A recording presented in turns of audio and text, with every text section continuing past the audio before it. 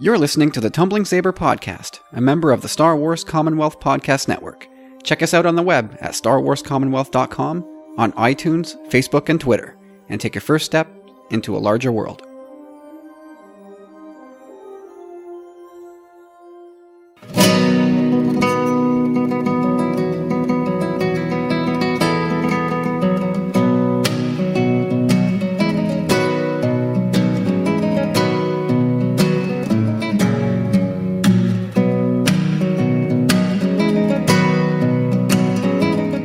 Hey everyone, welcome to episode 81 of the Tumbling Saber Podcast. My name is Kyle.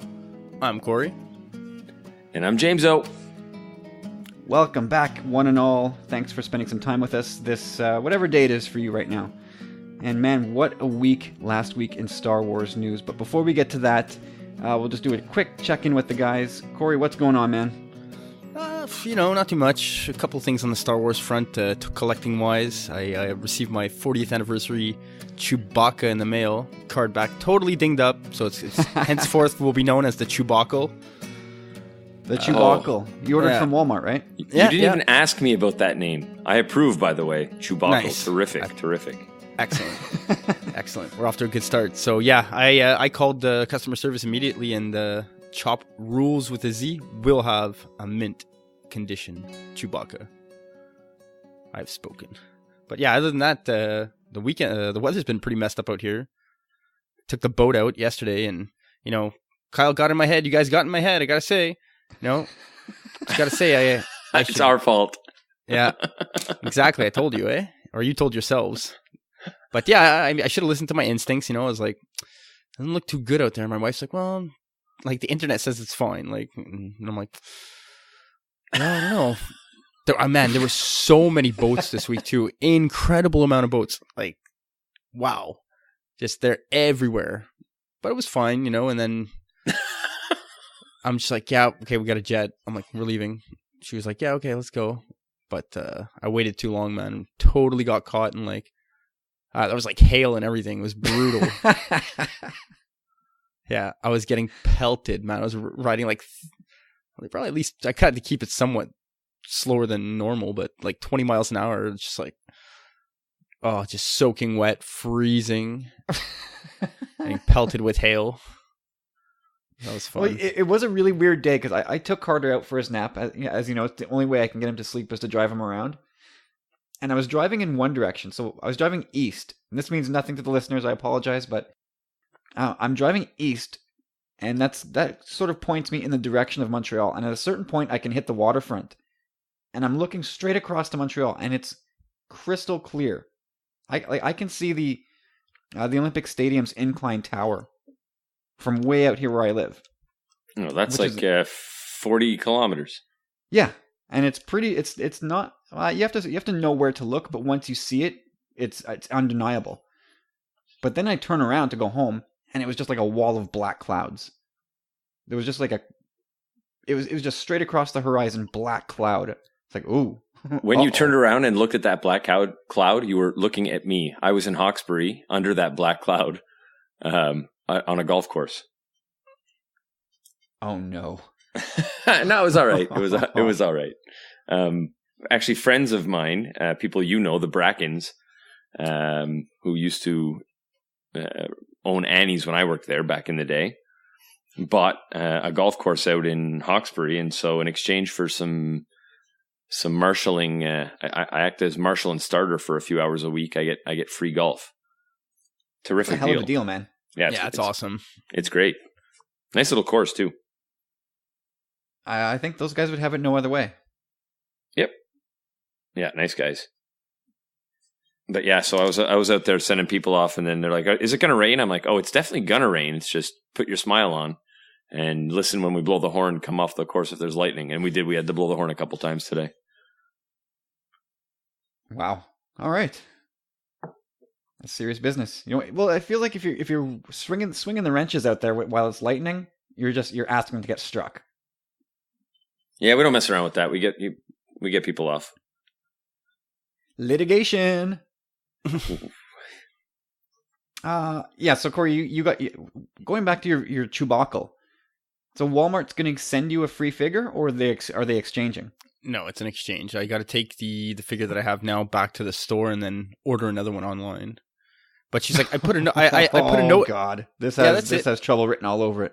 Oh, it does, and I'm almost inviting that trouble in a way, because if it happens twice in a row, like, because I explained the whole thing, the girl was like, okay, like the whole thing is the packaging, and she's like, I understand. She's like, I'm gonna put in a special note in your file that next time when you place the order, it's gonna be packaged properly and whatnot. And we'll see if Walmart can follow through. If not, Walmart's gonna hear from me on probably all social media and they don't care. Oh, I know, but whatever. I've squawked at them numerous times. They don't care. Somebody replies, and they make you think they care, but they don't care. Oh yeah, like I placed that call over a week and a half ago, I think, at least, maybe even 2 weeks now, to find out about what's going on for Forest Friday and all that stuff, and nothing. I sent an email as well. Nada. They don't know. They don't know. There's no one at the wheel there. It seems it's incredible. That's a good way to put it. We should just tweet at them like that. Is there no one at the wheel at Walmart.ca? Brutal. Hashtag frustration. It's true, man. I'm with the boys at the Nerd Room. Our Hasbro level has reached like fever pitch. Like, there's a lot of stuff coming out, and they just, I don't know. Why would you not want to sell like some of this stuff? Like, they make it almost unattainable, so then it goes onto the black market kind of, and it's like the Star Wars black market is not a very money-friendly place. Yeah, nope, it's not. Walmart makes millions of puzzling decisions each and every day, so don't try and figure out this one. Well, it's not even that. It's the distribution from, like, people giving the rights to make the toys, right? Like, why not make more of said character? Instead, you're making all these rare pieces, kind of, that are part of the collection. I guess that's kind of half the fun of collecting, but if they're readily accessible to everyone, I guess the hunt's not as enticing, but still. I'm sure they have their reason, whatever that is. I finished off my 40th anniversary Black Series stuff. As you guys know, I said that I would pick up Leia and Vader if I managed to see them, and I found Leia. She was no problem. She was bordering on peg warmer, and it was the Vader thing, right? You guys know from way back when I first started seeing them for what, $74.99 at Toys R Us. Yeah, and it was a big fat no way. Then Walmart first carried it at $69.99, big fat no way. And then Walmart dropped it to $59. That was still a no. And then lo and behold, a stick tap over at Tim at the Nerd Room, who's becoming quite the saintly figure for us here. And he sends me a screen cap from Walmart.ca, and it's the Vader figure at $40. Okay, that's fair. So I said, if they honor the online price at the store, done. So I go into my local Walmart where I know they have this figure, the Vader, in stock. And I ask, and the lady says, I don't think so, but let me check. And she calls the manager. And sure enough, he goes, no, we can't do it. And there's all kinds of reasons for it. And okay, that's fine, whatever. I wasn't really expecting you to tell me yes. So I take a stroll over to the toy department, and lo and behold, the figure's $40. Everywhere. What a bunch of dolts. Online and in store, it's $40. Great. Perfect. But if you hadn't gone to check, you would have walked out the front door going, that's too bad. They won't do it. Well, no, to be fair to the lady at the customer service, I said I didn't tell her what I was looking for. Don't be fair. There's something. So you've got something on sale online for $40. In store, it's $59.99. Will you match the price? And that's all I said. She didn't know what I was looking for. So yeah, I took a stroll over to the toys, and there he was. I think I sent you guys a tweet with the picture. So he's a nationwide clearance now, $40. Yeah, I'm definitely getting a second one of those very soon. All right, so what do you say we get into some Star Wars news? I don't know what we're going to talk about this week, guys. It's not like I don't think anything really happened last week. Well, at least we've had some time to let the dust settle, and we've had time to marinate a bit. So speak for yourself. I'm madder than ever. Oh, right. James been like a kettle at a furious boil. Well, I figure we'll start one off with a softball. Earlier last week, Matt Lanter and Ashley Eckstein, you know them better as Anakin Skywalker and Ahsoka Tano, posed together for a shot on Instagram, and they were in a studio together recording something. Now, my goodness, what could this pair be doing? Goodness. This is amazing to see those two in studio together. Obviously, they have to be doing Anakin and Ahsoka together. So, I'm thinking it's too late for Rebels. But what could they be doing? Well, first of all, I want to just put this out there because in the show notes, this is the way it was kind of portrayed. But I personally don't think it's too late for Rebels. Even though I don't know if I don't know if they want to throw that in there with how heavy the season's going to be and whatnot, but I definitely don't think it's too, they definitely have time to still do it. Because if that's the case, then there's no room for it in Forces of Destiny either, because that's set to come out sooner, I think, no? Yeah, that's coming out this summer, but mind you, those are only 2-minute, 3-minute shows. True, but I think Rebels is way, way out in front of the production schedule. Like, I'm sure that season 4 is in the can. I could be wrong, possible, but I think they really keep things tight and they're done way in advance. Yeah, you don't want any last minute problems or whatever, but I don't know. I still see it being a big part of Rebels, but either way, it's amazing news. Whatever it is that's going to happen is, oh man, I'm hoping that it's possibly maybe some future project, like based on Ahsoka maybe, but you would think that they'd be recording a lot more together if that were the case. But I mean, that could have been the start of it. That's it. Like maybe even just a trailer or something. I don't know. Yeah, maybe. I hope so. I mean, I would love for it to be Rebels. I would love for them to fold that back in. But yeah, who knows? James, you got any thoughts? Well, I mean, I'll defer to you guys on when it comes to this stuff, but I will say that it's never too late for them to sneak something into Rebels. The highly touted, much anticipated Obi-Wan Maul duel took, I don't know, 9 seconds of screen time, maybe less. Pretty much, right? So, I mean, chop, dead. Who knows? Who knows what how? Just because they're in studio together doesn't mean they're acting out minutes and minutes worth. It could just be a few scenes that are crucial to the pivot points of an episode or something. Who knows? Yeah, that is absolutely true. Well, if Twilight or The Apprentice is any indication of what we're in store for, then I just want to say, oh hell yeah! Like this is super exciting news. Like, how would you guys feel about this? Just hypothetically, if we're all waiting for this new announcement of a movie at D23, right? What if you just get the complete surprise left hook, like out of nowhere, we're all expecting Obi-Wan. But let's say every third standalone, they want to make an animated film.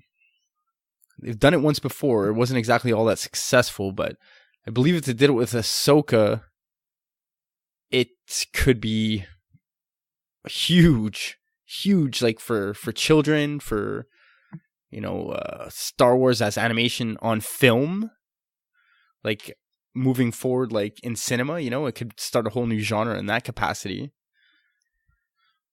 An Ahsoka animated movie would I think do big bucks. I don't think it would do hundreds of millions, but I think it would do good money. Like I would think that could clear 100 million easily.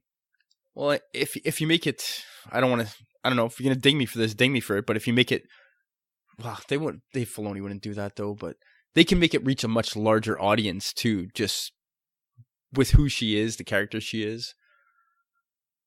Yeah, but don't forget, like only people who watch the Clone Wars and Rebels care, and that's a subsection of Star Wars fans.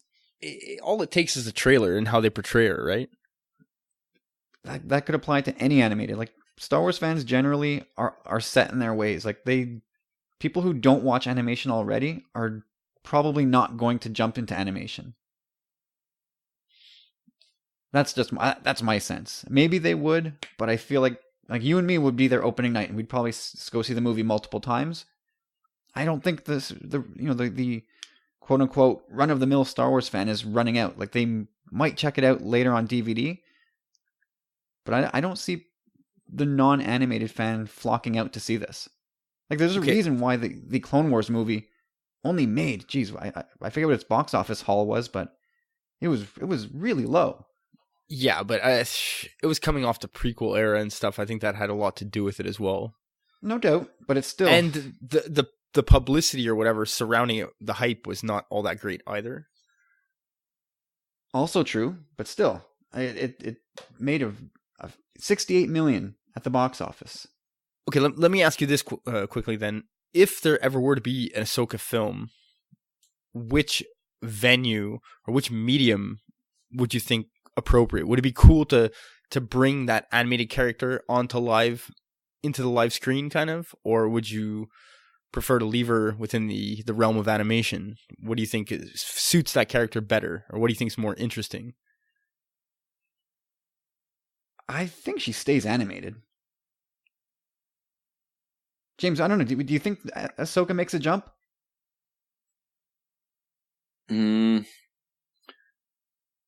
Yes, I think she could. I think she does? No, but I think if there's any character out there that's popular enough, and especially the way, looking at what's happening broad spectrum with Wonder Woman and Rey and these female characters, Jin being, super popular and sort of like this, I don't want to call it a movement because it feels like it's way too late. We shouldn't be having this movement now if there is one, but, it feels like maybe there is one, and why not make the most popular animated character, come to live screen, like where you said you can make more than 100 million. I don't want to make it sound like I don't want to see Ahsoka live action. I would love to see that. Absolutely love it. But if Dave Filoni's doing it, and I can only imagine him doing Ahsoka at this point, he's still an animated guy. So my sense is Ahsoka would stay animated for now. But maybe maybe Ahsoka's the character that takes Dave Filoni to live action. Maybe that's the crossover character for him. That's what I've been saying. When we heard that he's been keeping his ear to the ground and taking notes on the processes behind live action. So very possible in that regard too. But think of it this way as well, in regards to the character of Ahsoka, like something needs to happen within the next couple of years in regards to that character. Like if they move forward with other time frames in Star Wars, then someone kind of get pushed back to the back burner. It'd be cool to bring her back in a few years, but then new fans are going to be like, well, who is she, So it's best to deal with the events of Twilight or whatever her character has become, whatever it is. It's best to kind of flesh it out in the next couple years, I would say, anyhow. Don't let it sit 5-10 years, because then people are going to be like, who the heck is Ahsoka Tano? You might be right. I mean, there's something to be said for a revival years later. But you're right. Like the young kids that are in love with Ahsoka now, in 10 years from now when they're 20, 22 years old, maybe they don't care anymore. I don't know. That's up to Lucasfilm to do their market research and know their audience. Agreed. But anyway, let's hope for some cool stuff from Matt Lantern, Ashley Eckstein there. And happy 7th birthday to Ashley Eckstein's Her Universe. Very cool little company they got going there. Actually, you know what they were giving away if you ordered a certain amount of heruniverse.com, and while supplies last, you could get a signed Ahsoka Funko Pop. Oh, cool. That's pretty rad.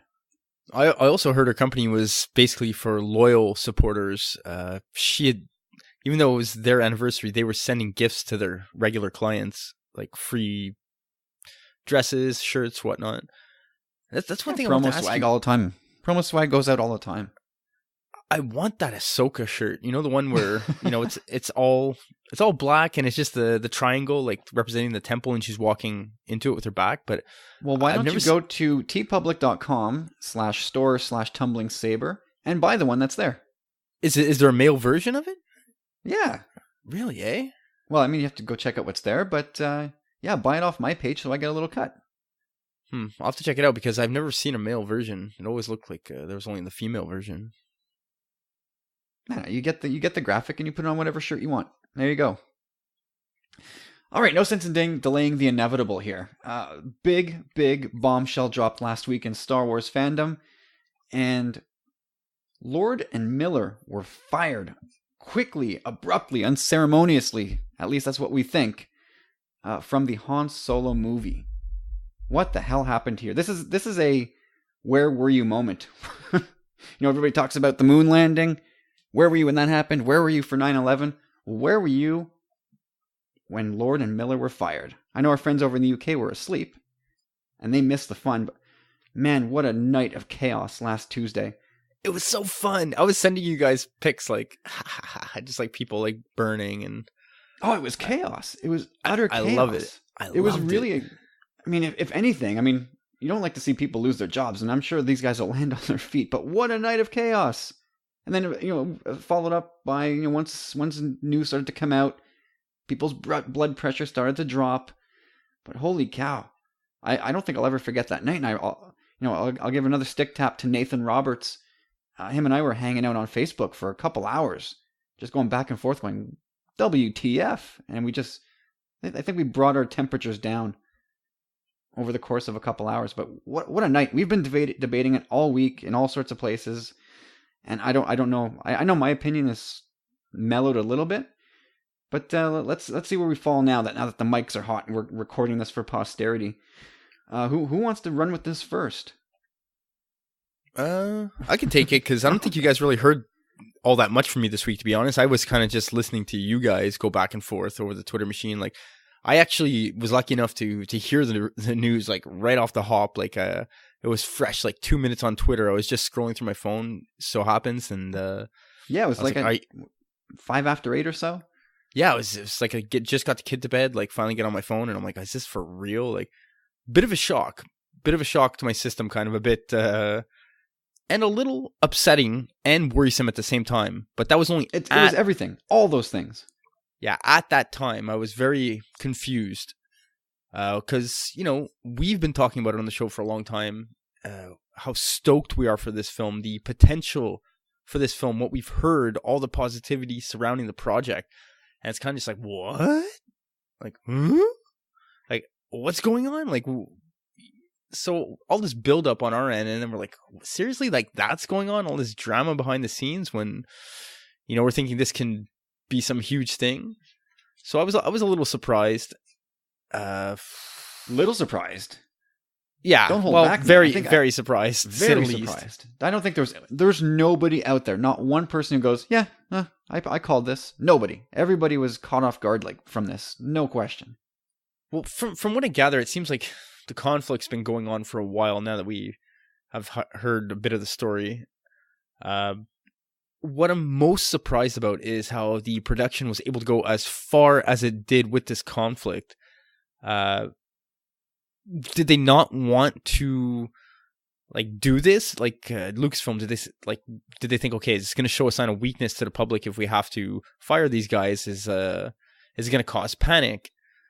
So are we going to try and work through the issues in a way with these guys? And that's kind of the sense I'm getting, is that they tried to work through the issues and it wasn't happening with these guys. So that's my only real critical question of Lucasfilm and Kennedy is, it's why would you have let it go for so long with so much money spent and not addressing it earlier? But I kind of get it at the same time. They got a lot on the line, and they don't want news like this to leak. But no, I know what you mean. I know where you're coming from. I can hear Mount O'Flaherty over there rumbling, looking to blow. James, how are you feeling on this days later? It's it really doesn't bother me one way or the other. But I certainly, I'll call it a huge buzzkill. Days later, I'm now neutral. But at the time, I was set into panic mode because, to sort of reiterate what you said, everything we heard out of the Han Solo camp was positive. So I was really on this gravy train of excitement where I thought, okay, here we go. And then this was the first piece of bad news. And it wasn't just like, so-and-so hates the script, or, these two actors don't get along. It was, directors fired right before, filming finished. So yeah, and to me, like what Corey said, I was like, wow, this is the first time that I really thought that Kennedy and team look like they sort of don't know what they're doing. Like, as much as I get from all the explanations, which, I also will take the explanations with a bunch of grains of salt, because, the official versions of things are always pretty shiny. But oh yeah. Yeah, I mean, they all made it sound like they all shook hands and high-fived each other on the way out the door. Yeah. I mean, this is big news. This is Chelios goes to Chicago big news. And the official word was very different than what really went on there too. But all to say, when it comes to Kennedy and team, I thought, this is really surprising. To add on to what Corey was saying there about how late they could let it go. And it makes me wonder if, what we sort of debated, Kyle, if Kennedy and team are just too afraid of change, and they thought they were going to be okay with doing a spin-off, handing it off to people with a different approach. But the more they watched it be different, the more they realized they couldn't handle that. And I think they just sort of stepped in and said, no, we need to do what we know. Yeah, I think you're right. I think a lot of it is a miscommunication. Lord and Miller did not understand. Oh, maybe not. They're not idiots. Not that they didn't understand, but maybe they misinterpreted what they thought they were supposed to do, and Lucasfilm maybe overshot or was overconfident in themselves. I don't know. Well, we may never know that, but it sounds like. But can I gotta say to that, like, when I hear that on the surface, it sounds like, oh, okay, I get it now. So they had a different view. But the reality of this, like, I know very little about the business, but people who know more than me can certainly chime in. They talk a lot about this stuff. It's not like, okay, you're hired, make a movie, comedic, like come on, man. They pound this stuff out. They've gone over and over what the vision is. So don't tell me like, oh, they thought we meant comedy and we just meant make it add comedic like, that doesn't make sense to me. It's certainly weird, right? Like from what we're being told, Lord and Miller were off doing a comedy set in space, whereas Lucasfilm wanted a Star Wars movie with comedy dashed in. Now that's a wide chasm. Yeah. And I have to side with Star Wars in that degree, because that's what I want too. I want something serious, I want something dramatic, and I want something whimsical too at the same time. Don't side with Star Wars. That's what I mean. This is the version we're getting out of Star Wars camps. They're the one, like, the version you're getting is saying like it was Ace Ventura in space and we protected it. We're going to keep it as, what you guys love. That's the official version. Well, I don't know that could be necessary. That could really be the truth, frankly. Well, yeah, we don't know where those leaks are coming from, right? We don't know if those are Lucas-friendly leaks or if they're just straight-up guys telling us the honest truth. I mean, that story with the Ace Ventura stuff, because before the part with the Ace Ventura thing came out, I think we were all sort of looking around going, I don't know what to think. But then once we heard the words Ace Ventura, I think that's when people went, holy shit, like, thank God these guys were let go. I don't want to see Han Solo turn into Ace Ventura.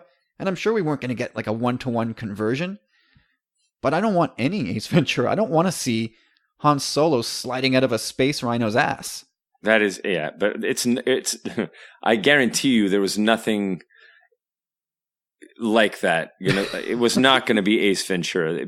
There was probably a comparison made in exaggeration, and hyperbole got converted into headline. And gosh. Anyway, if you look at one of the behind-the-scenes photos, Alden Ehrenreich's hair is very Ace Ventura-ish. So I wonder if someone just extrapolated that one photo and created an angle to a story. It could be as simple as that.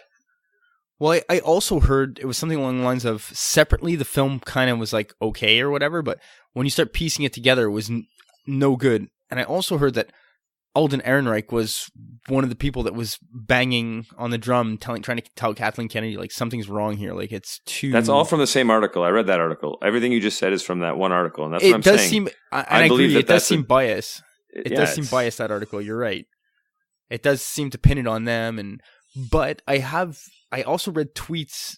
I think probably was a part of that article as well, but where Lord and Miller were kind of just like, they said something along the lines of like, following orders isn't really fun. And as you had mentioned earlier, James, like, if like this film, it's not like you just said, okay, here, go make a movie. Like, they obviously had a vision that they talked about together, and they hashed it out in a boardroom prior to signing contracts. So, someone didn't see that vision. It's either that, or I'm going to use the word Disney. Someone at Disney said, no, like, this movie is not what we're looking for. So Lucasfilm, go ahead and change that. Well, you know what, people, I mean, I'll make a Montreal Canadiens analogy here. And earlier this year, the head coach was let go. And that, the general manager who fires the head coach, and I imagine this applies in any professional sports league, doesn't roll out of bed one morning, decide, what, my team's struggling, I'm going to fire the coach. Like, these guys are paid a lot of money usually for a lot of years. And, our general manager no doubt consulted his boss, the owner. And I similarly, as much as I like to say that Kathleen Kennedy has carte blanche to do what she wants, I think there's zero chance that she did not lob a phone call over to Bob Iger at Disney and say, Bob, we've got a bit of a problem on our hands. We're looking at making a creative change. And I'm sure they had a 2-hour phone conversation. At the end of it, and Bob Iger goes, you do what you need to do. Oh, that's a fly out. Yeah, that might be a face-to-face, but I think from what I've seen of Kennedy, her approach would be, this is what I've decided to do, just wanted to tell you before I did it. Like, I don't think she'd ask anybody anything, even though she's unofficially asking. Yeah, no, because I think at that level of professionalism up the CEO chain, I think you better go to your boss with a plan. And I don't know what to do. This isn't Spaceballs. Exactly. So this is what I'm doing. I thought you should know, or this is a big deal. So do you have any input on this, Bob? Since you're my boss, I feel like I should have this run past your desk. But anyway, yeah, Corey. I mean, there's a couple things you said there that I think need to be unpacked a little bit. One is that Lawrence Kasdan was a squeaky wheel, but felt that the problems could be worked through. But according to the Star Wars Newsnet article, it was Ehrenreich, once he started saying, oh, geez, this might be a little bit going sideways. I don't know. I think that's when Kathleen Kennedy said, okay, let's put this on hold and review what we have. And that's when, things really started going off the track. Yeah. And, if Ehrenreich did do that, I say if, then I feel now I'm happy that this guy is. Remember at the beginning we were like, ugh, he doesn't even look anything like Han Solo, and I don't want this guy getting the role. If he's this protective and serious about the character, I'm glad.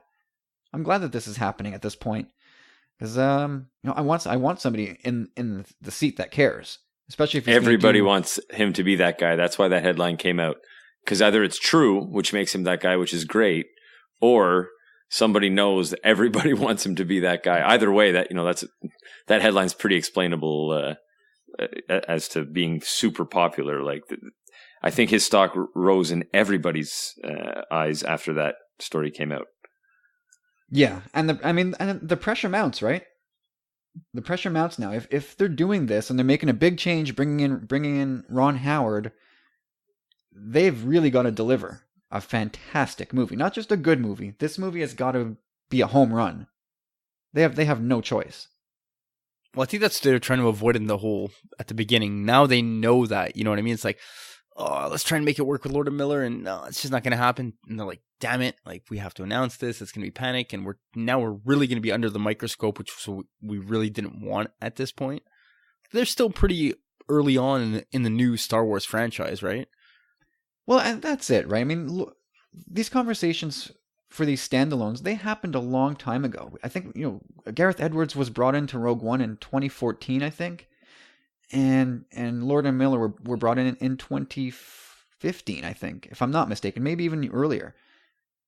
So they hadn't done anything in terms of standalones yet. So now that the ball is rolling, and we know the drama that surrounded Rogue One, and I think the only difference here, which is worth noting, that we could have been having the same conversation last year, except Gareth Edwards chose, yeah, okay, fine, we'll reshoot a lot of this movie, and Tony Gilroy, come on in, the more the merrier. Let's make this work. And he wanted to stay on the project, whereas from the story we hear, again, it could be biased, but this is a common thread through all the stories out there, that Lord and Miller said, no, this is our movie, we're doing it with our vision, and it's our way, or we're going to have to part ways.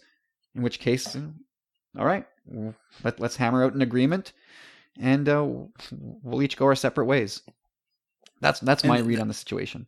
That's what I heard. That's not going to, because of that reasoning as well, it's not going to really affect their future careers because of a creative difference. It's not like, maybe it will, because it kind of also says that they're maybe hard to deal with, but supposedly it won't affect their careers moving forward anyhow. I don't think so. No, they've got enough of a track record behind them. As young as they are, they've delivered a bunch of successes, and they have a very signature style that will work for a lot of people. So no, I can't imagine. I mean, they're already sniffing around the Flash project, which makes me think that that the speed at which they're now flirting with Warner and DC over Flash makes me think this was in the works for a long, long time. Yeah, something's. Ron Howard's been sniffing around. They've been in talks for sure. And, I just want to touch back to the whole thing with Kathleen Kennedy as well. Like, just because we mentioned her name, because she's at the head of a studio, like I've heard so much rhetoric this week just saying that, like because people talk about it or question it, that it's a gender issue. But I don't care who's at the head of Star Wars, man, woman, whatever, anything. Like, the questions are still going to be there. You know what I mean? It's not because of anything that people question things. So, again, that part really bothered me because I kept my ear to the ground for it and I didn't see anything. Like even here, we're using the name, but it's not like we're saying yeah, something like this when it happens, like people are going to have reactions, some, I guess, unnecessary, but. Well, listen, we live in a Trump land, and not to pin anything not to bring him into this, but there are still a lot of dudes out there, subconsciously or consciously, are not comfortable with a woman wielding a big axe. Oh, I agree with you 100%. I agree with you 100%. But once I started hearing about like these views, like I really kept my ear to the ground, and yeah, I didn't hear anything other than the way we're talking right now. It's just Well, I mean, there's a lot of discussions going on in lots of places, dark corners of the web that we don't necessarily follow. And you know what? That's a credit to the people you follow on Twitter and who follow you. Exactly. I don't look for those types of conversations and those types of people. So, yay me and yay my Twitter feed. Way to go, everybody. Yay! But anyway, Kennedy's been accused of stifling artistic license here, and. Is that fair? I mean, we're talking about trying to let creative directors bring their vision forth, and I think there's of course that's fair. That's totally fair. That's a fair accusation. I mean, it's her job to protect her product. So she feels she's doing that, and people who love Star Wars hear Ace Ventura, and they get behind her pretty quick. But for sure, she's stifling artistic integrity by saying. We hired you, we gave you the tools and the budget and the supplies and everything you need. We signed off on everything, and now we don't like what you produced, so we're going to redo it. I mean, that's her right, but she has the right to stifle their integrity, basically. Well, I don't even think it's her right. I think it's her responsibility.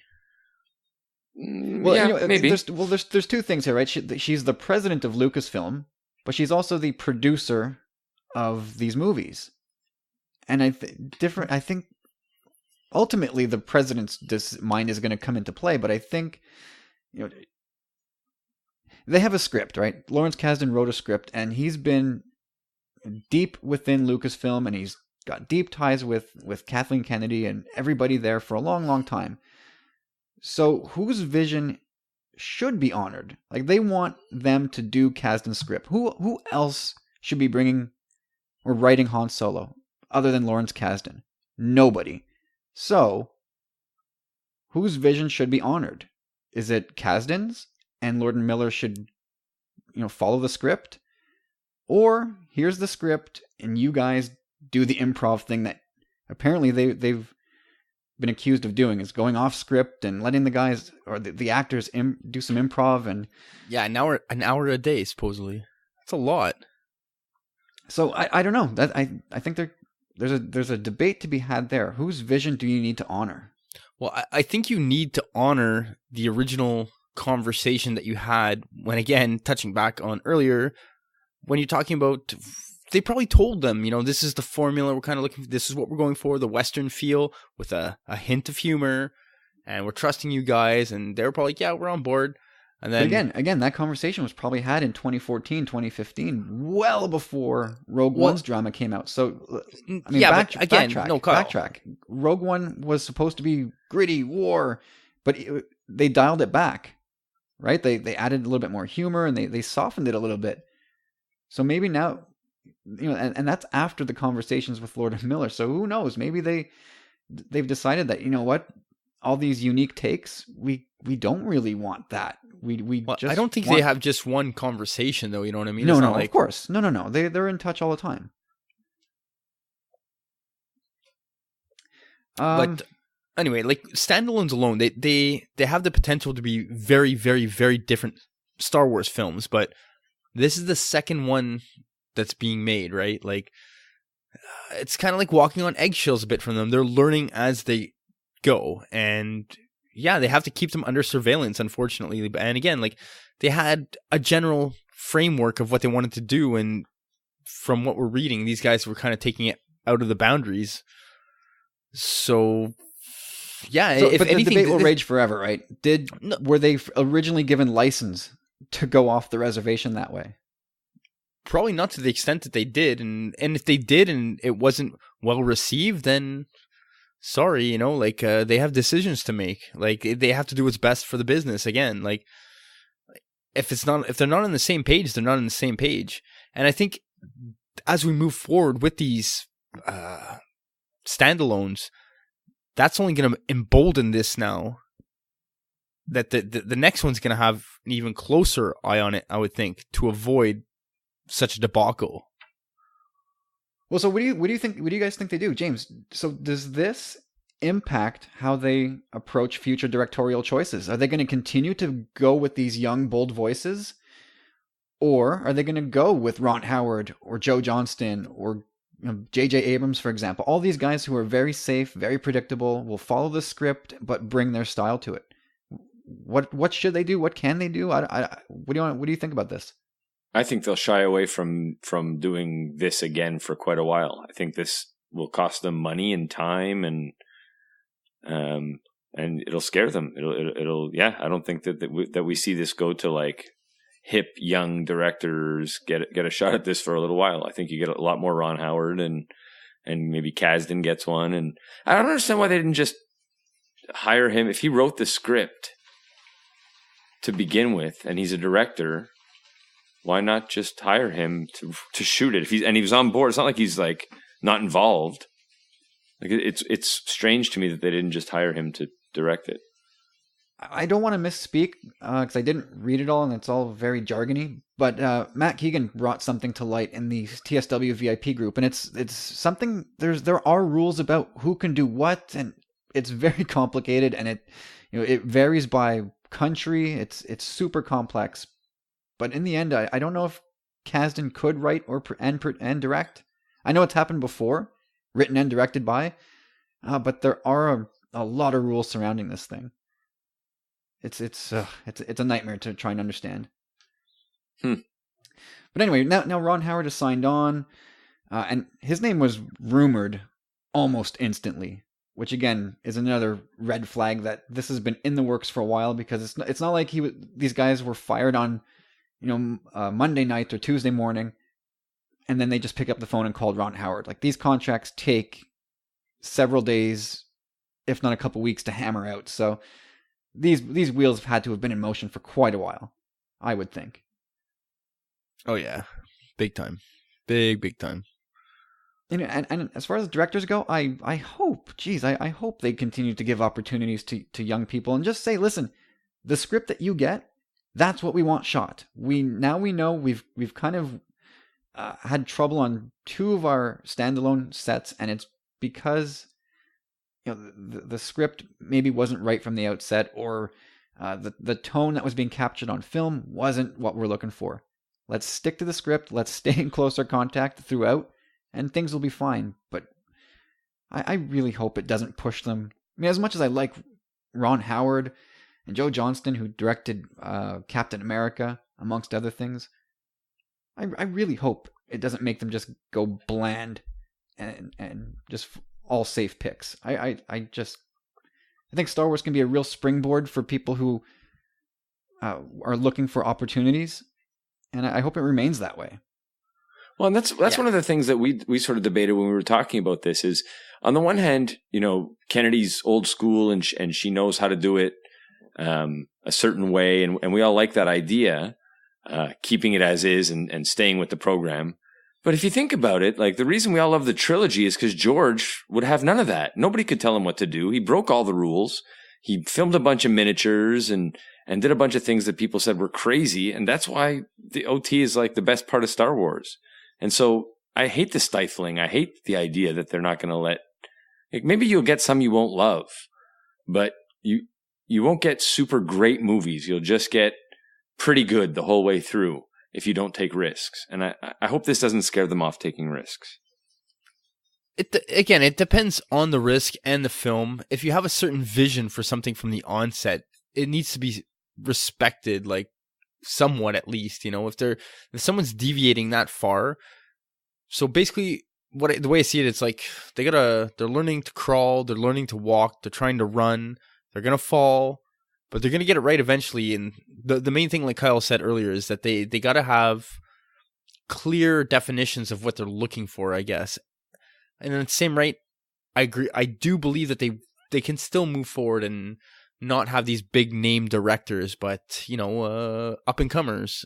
Just you just got to make your intentions clear, and that's about it, man. Like, they can definitely let people still deviate. There's no point in hiring up and comers. There's no point in hiring young new guys if you're not going to let them do the things that make them young and cool and hip. That's the point, though. Well, that's what I'm saying. Why bother? Take this film as an example. Look, maybe we answered our own question. Look how far production's gone. Look at how far they let these guys go until they said, okay, like, we have to draw the line now. Like, we gave you a chance. Like, we really did. We spoke. We let you spread your creative wings, but we're still not speaking the same language. Yeah, they have a formula. They went pretty far, 75%, I get it. I just, and maybe the movie will be better for it. I'm not saying it won't be. I think overall it's a bad sign to me that the formula, overrides the risk-taking idea of letting someone go out and do something that makes everybody at Lucasfilm nervous and goes, oh, this is not what we, and to just quickly say the other side, you got to do what your boss tells you. I get that. Like, if the boss says, like, this is too much of a comedy, you've got to reel it in, dial it back, change this. We want it more of A, and you're doing too much of B. You've got to listen. But at the same time, I'm saying, if you've got a formula and you're only going to let certain things happen, don't hire guys who don't fit in that box. There's no point in doing that. Well, I think it's a learning process. It's a learning process, and Kathleen Kennedy, again, she gave these guys a lot of rope, man. So I have to give it to her in that regard. Like, they tried. Look at her resume, right? I mean, I'm not going to sit here and start doubting her. And until we see a couple of bad Star Wars movies, I'm not going to doubt her. I mean, just go on IMDb and look at this woman's credits. Holy it's amazing. God. Well, that's the whole thing of the thing too. Like, once the waters have receded and I've had time to, like, mull it over a bit, I'm still so super primed for this movie, even though a tad bit disappointed to hear that there was all this drama surrounding the events of it or whatever. But it's an unfortunate circumstance But I'm glad that there's a lot of time left, and I can only imagine that they're going to reshoot most of it, because I can't see how you can make, if they hate what they've got so much that they fired the directors for shooting it. I don't see how you can make a hire. Ron Howard isn't, you can't make what is it, filet mignon from ground beef. So I don't know. I'm glad there's a lot of time left, because I imagine the word reshoots is really going to be like with a capital important. R. Yeah, with a capital everything. Yeah. All caps this week. In the long run, like Kyle just said, we have to give Kathleen Kennedy the doubt. Not necessarily sticking to a formula, but just going with her gut in the sense that this is not, like, there's something wrong. Like, it doesn't have to be a formula or whatever it is, but just something's not right with the feel of this movie. It's a formula. Yeah, you're right, Corey. Good, well said. Corey, like you said, like they looked at a lot of the footage, and if they looked at this clip, that's good. And they looked at that clip, and hey, that looks pretty cool too. And they looked at another clip and said, hey, this looks all right. And then they edit it all together, and they put it together and go, none of this fits together. This is awful. This is a puzzle that just doesn't fit. Yeah, and that's when everything fell apart. And again, it's an unfortunate circumstance, but I think we're in for a really, really, really good movie still. Again, like James said, we have lots of time to fix this. Ron Howard is awesome, and when I look at it, I think he's a perfect fit for this film. Just, I don't know. It just, when I see, I don't know, I just see it in my head. It just really resonates with me that I think that's a good fit for this film.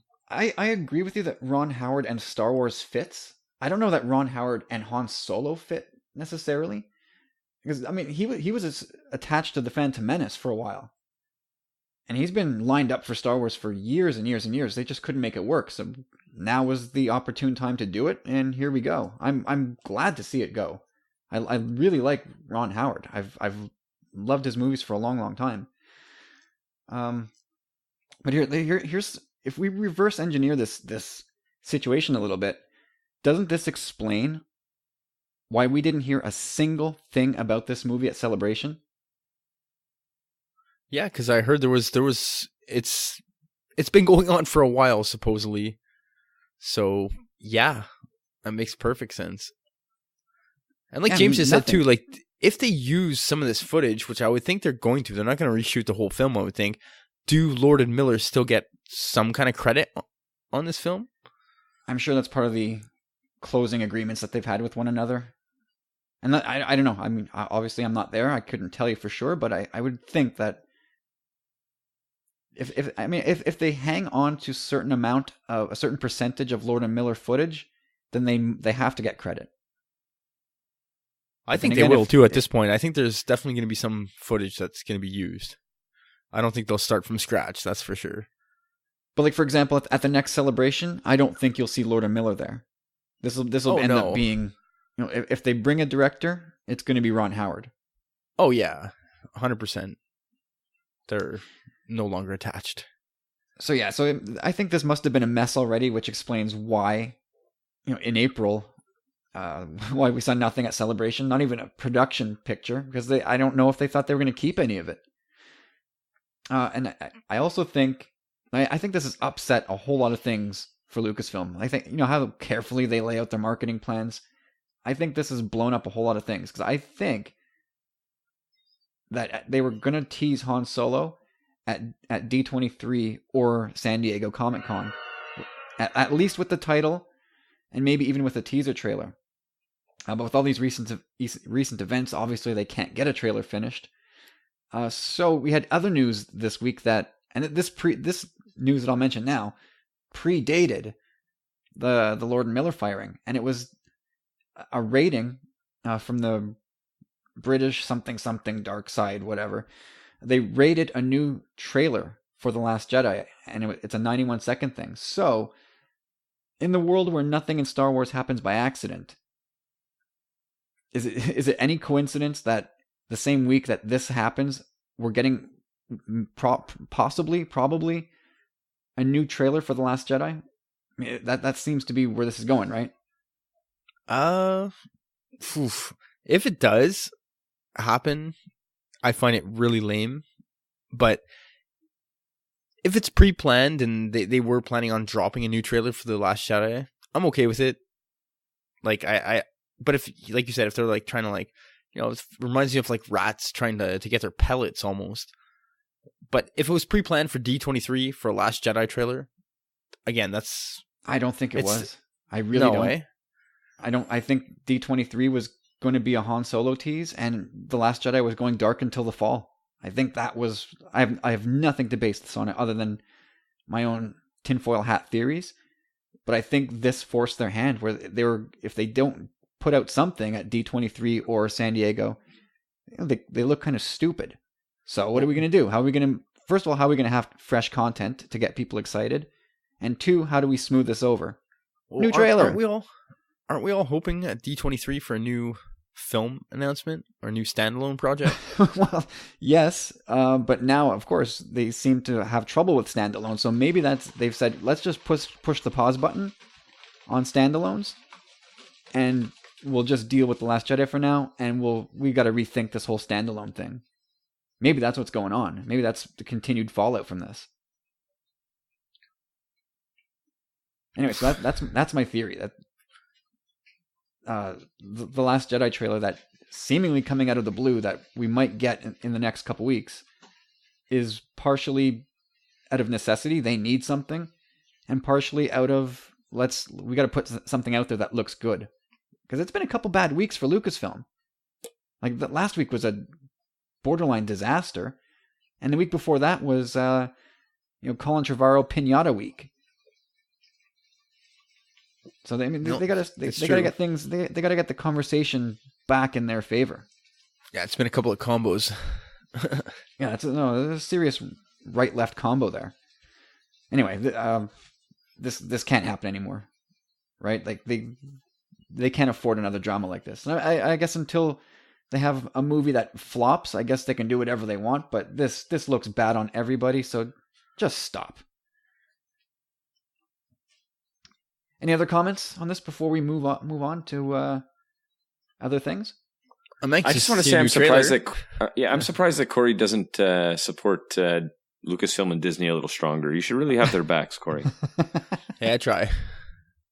Well, we didn't say, and James, you and I talked about it, but I still offer Lord and Miller a total high five. Like, good on them for standing up for their vision and not compromising. I think there's plenty of room there to salute these guys for that stance. It's I agree with you, and it also makes me think that there's probably some strong personalities involved. And officially, it's like, yes, we couldn't agree on our collective vision, but behind closed doors, I'm sure it's like that. Beep beep beep beep beep. And I wouldn't be surprised if in the future we see some, female movie executive in a Lego movie. Take some pop shots. I wouldn't be surprised. Yeah, well, I mean, they might have multiple targets. I mean, she's the face of this. You're right, and maybe it's not even her that the target will be set on. But maybe we'll find out. Yeah, for now, I think these guys go quiet. I'm sure they've had to sign some sort of NDA to never speak about this again. But over time, they'll leak to their friends and insiders, and a couple years from now, something will come out. Anyway, at the end of the day, we all just want a Han Solo movie that feels like Han Solo, right? We don't want, at least I don't want, to have this movie that's supposed to build on the legacy of Harrison Ford's character and not have it fit. Like I want. I agree with you. Yeah, what it boils down to, I think we all do. Yeah, we trust Kathleen Kennedy, and that's her job. Oh, see, here's the thing, Corey. I hear this over and over again. Everybody's like, it's her job to protect from these guys who are trying to. It's not her job to protect. It's her job to protect not from guys or whatever. It's her job to like look at things and say something's not working. Whatever it is, it's not working. Yeah, I know. But the analogy I used with Kyle was like she fired the wolves that were about to eat Star Wars, but she also hired the wolves. In fact, she interviewed a ton of wolves and then decided on these two wolves. Gave them a big contract, sat down in a boardroom many, many times, and then, like they got really far through the process. So I have a hard time with everybody going like, thank goodness she stepped in. Well, no, not thank goodness she stepped in. How did she let it get this far? The whole thing was under her watch this whole time. Well, I'm not so much thank goodness as like, what the hell were you doing? No, well, maybe we explained it again. Like I said earlier, she was actually trying to give them the creative freedom that they need. Like, I trust you guys. I'm going to let you proceed with the project. Have at it. And, it just wasn't working. I don't know. I think my echo chamber has too many apologists, and I've just fallen to the other side based on like, well, I can't take it anymore. I know what you mean, though. Trust me, that was my original. I don't care if it's whoever it is, I would have the same question. How the hell did it get so far? And, we're trying to find out why. Why did it get so far? And that's a plausible explanation. Like, I don't like necessarily, like you said, like, if it is the case that Alden Ehrenreich said, hey guys, we need to talk, like this movie's going haywire, you need to look at footage. If they weren't it's almost like a contradiction. You're saying you're stifling their creativity, but say if she was taking the back burner, like, I'm going to let you guys do what you do. And then finally through the grapevine, she hears through Han Solo himself, things aren't going good. You got to look at the footage like ASAP. And then she does, and it's like, okay, whoa, I do need to step in here. Yeah, but see, in your version, like it took the actor to tell her to do her job, for her to do her job. Like, I don't know, it just doesn't add up to me, man. That's my point. Like, it just doesn't add up to me. I agree with you 100%. Like, that part is weird, and we don't know the answers again and what happened behind the scenes.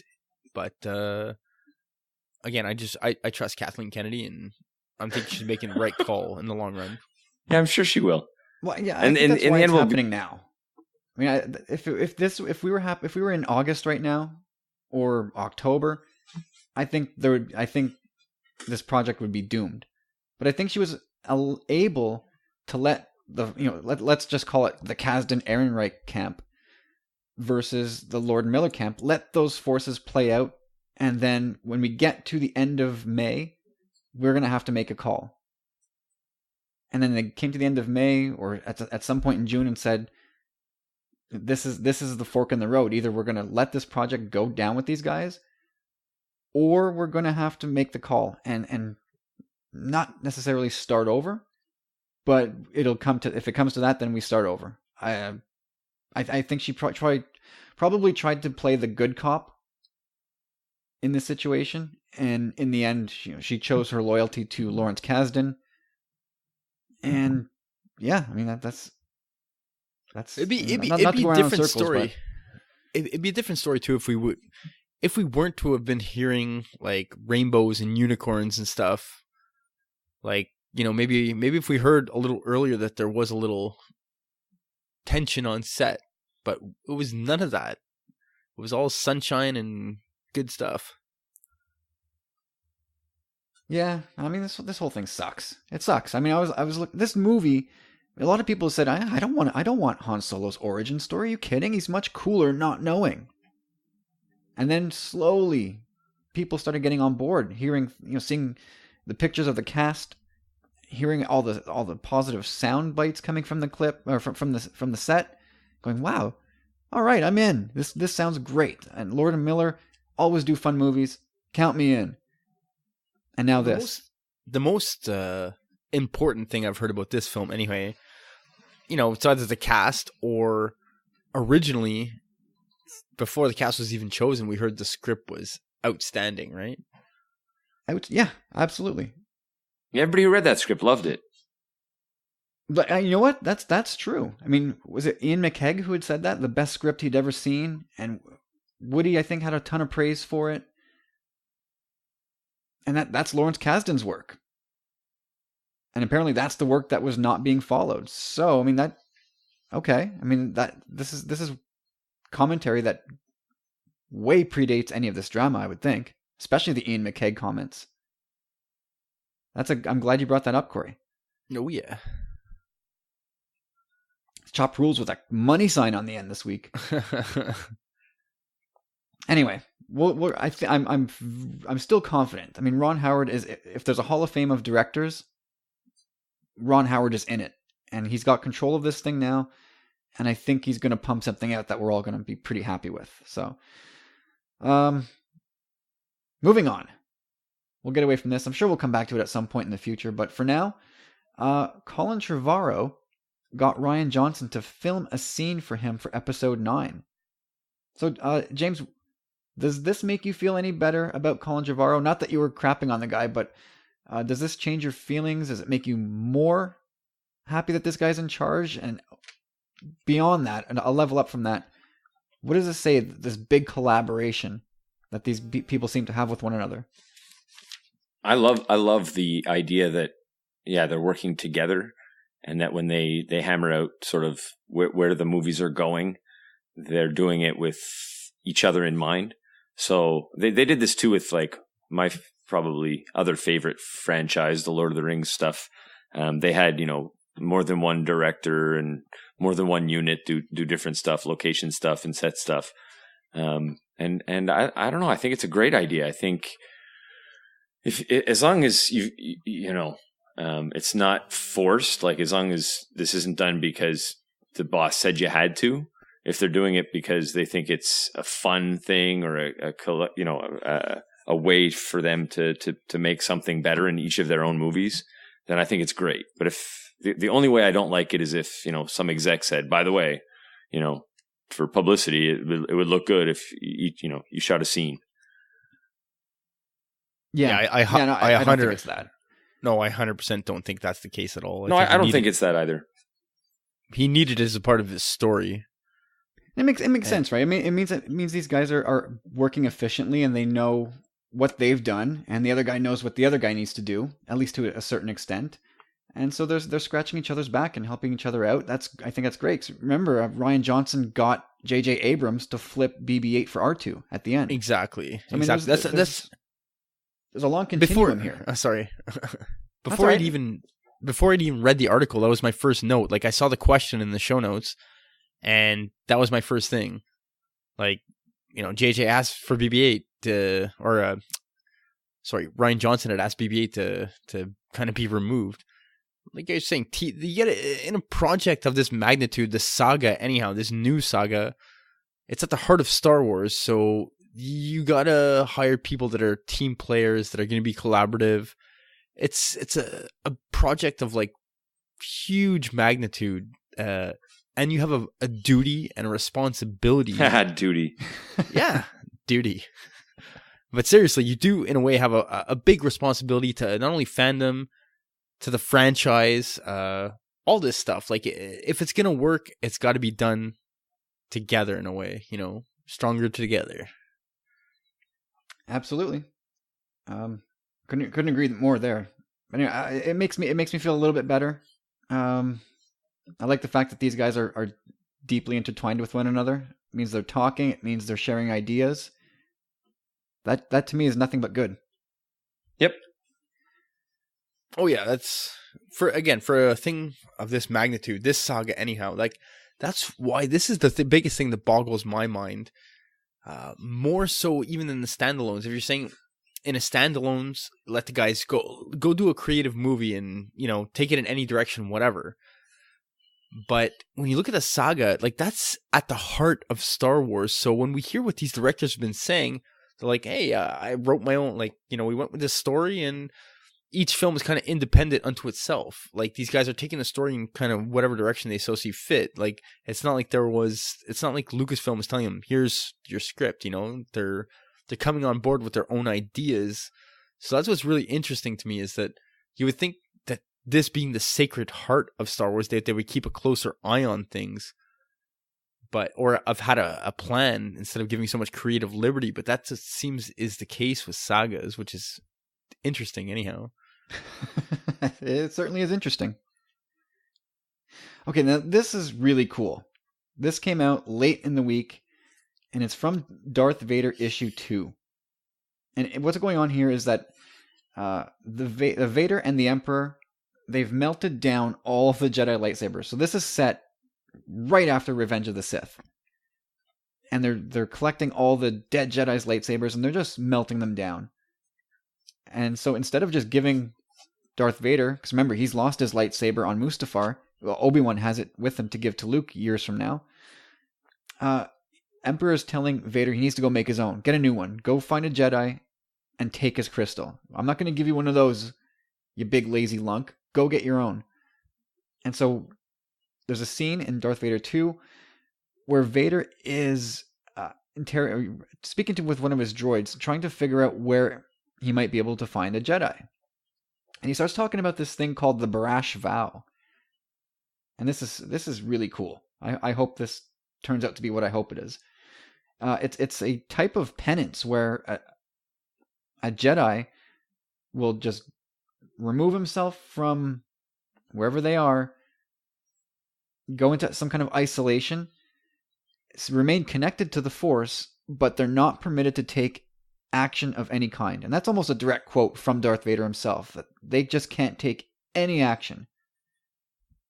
So, we saw Luke at the end of TFA standing on the edge of that cliff, and we wondered, what the hell is he doing there? We've all beaten that to death for the last year and a half. So does this make sense to you guys? Is he on some sort of vow of silence, or this Barash vow of penance? Take it away, James. I don't think so. I mean, not that it doesn't add up, and I guess it's plausible, but searching for answers is different than penance, and I'm convinced that he's on a search for answers. So I'm going to say no. I don't think that the two are the same thing, and I don't think that's what he's doing. That's a good answer. That's a pretty good answer, because could he be? Is there a way for him to do both? Maybe not. Maybe that's where penance is served, at the first Jedi Temple. Maybe Vader didn't know that in the comic. Yeah. Like I said, right. I didn't say impossible. Those two things are difficult to reconcile. But he did look like a pretty penitent man, standing on that cliff all by himself. Corey, waiting for answers and doing time may look very similar too. Indeed. Well, I think James kind of hit it on the nail on the head there.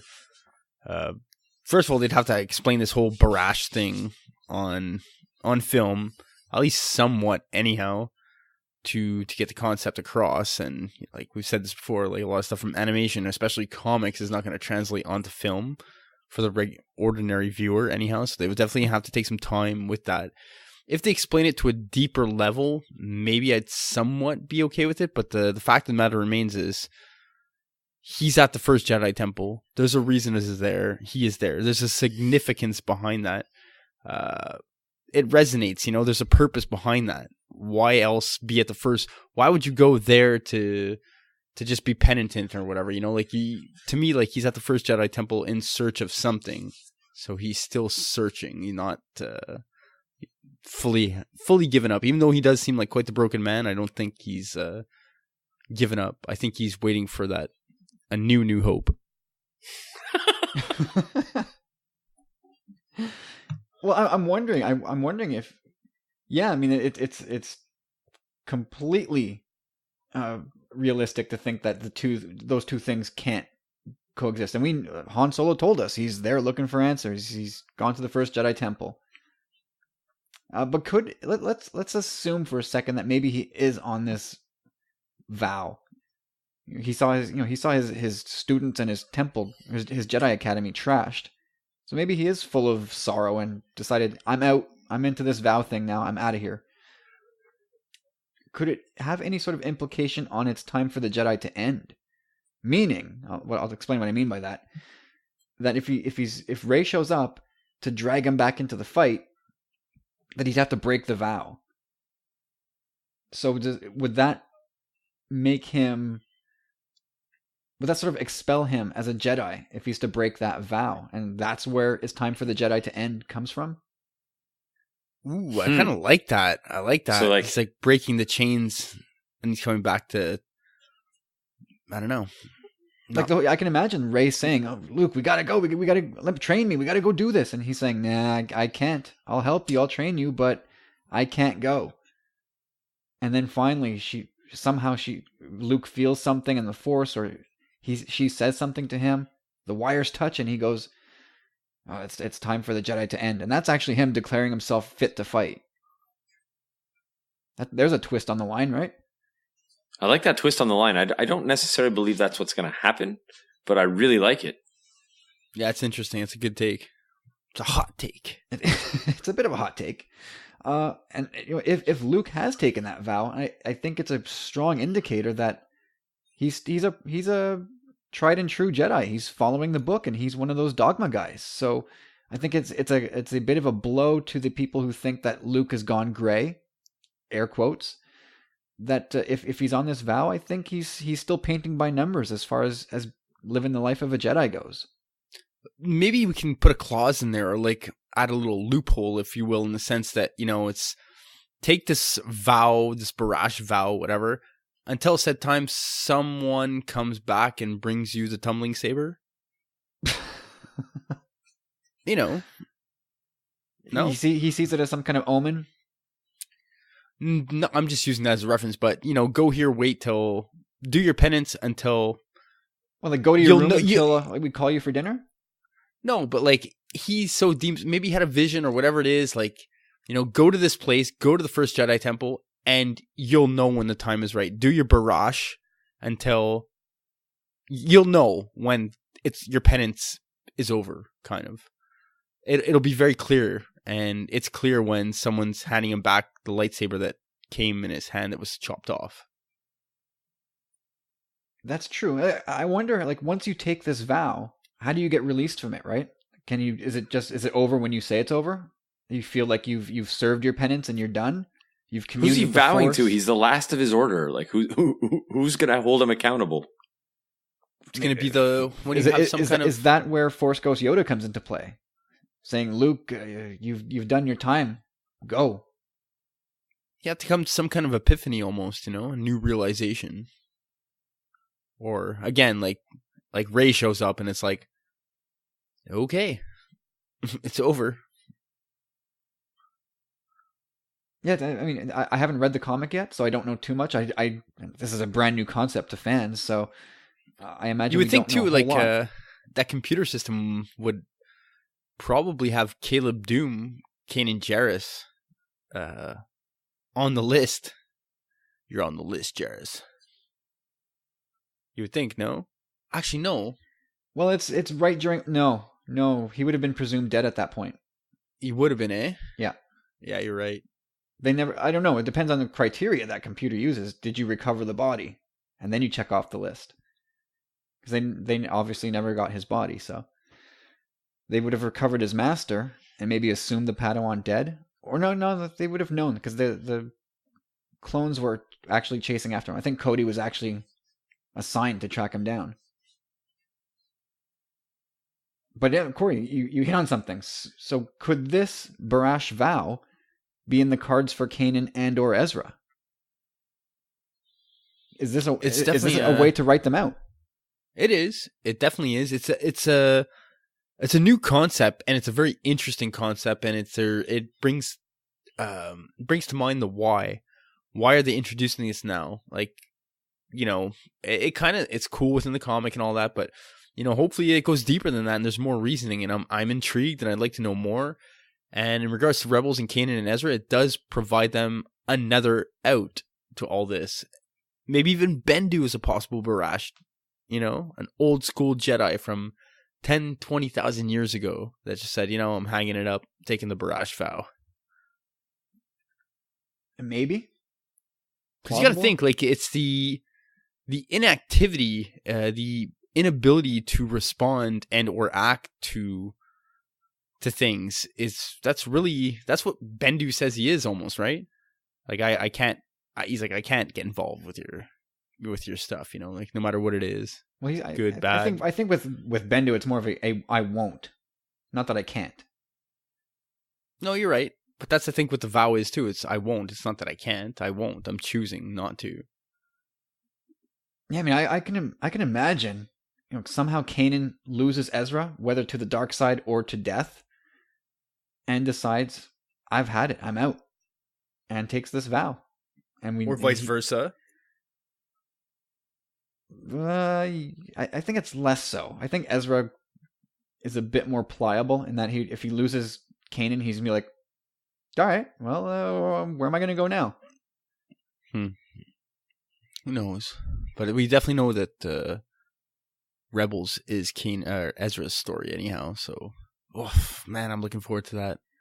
Well, anyway, in the whole arena of nothing happens in Star Wars by coincidence, having this introduced as a concept now, before The Last Jedi and before Rebel Season 4, it seems awfully time appropriate. Yep, something's in the hopper. And I kind of like it too. It's an interesting concept. It definitely is. And I think one way to have it explained in The Last Jedi, if Luke is on this permanent vacation, I think it's solved pretty quickly with a couple of expository lines from Leia. For example, Poe asking, "Where is he? What's he doing? Why has he been absent all this time?" And she could just say, "Listen, when Kylo did what he did, Luke took a vow." And that's all we need to know as an audience.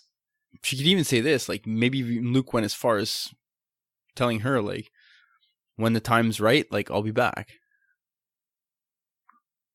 Yeah, maybe. Of course. And then, if Poe was going to continue, Leia, we need him. Why won't he come help us? And she could just follow up and say, it's complicated, Poe, he can't.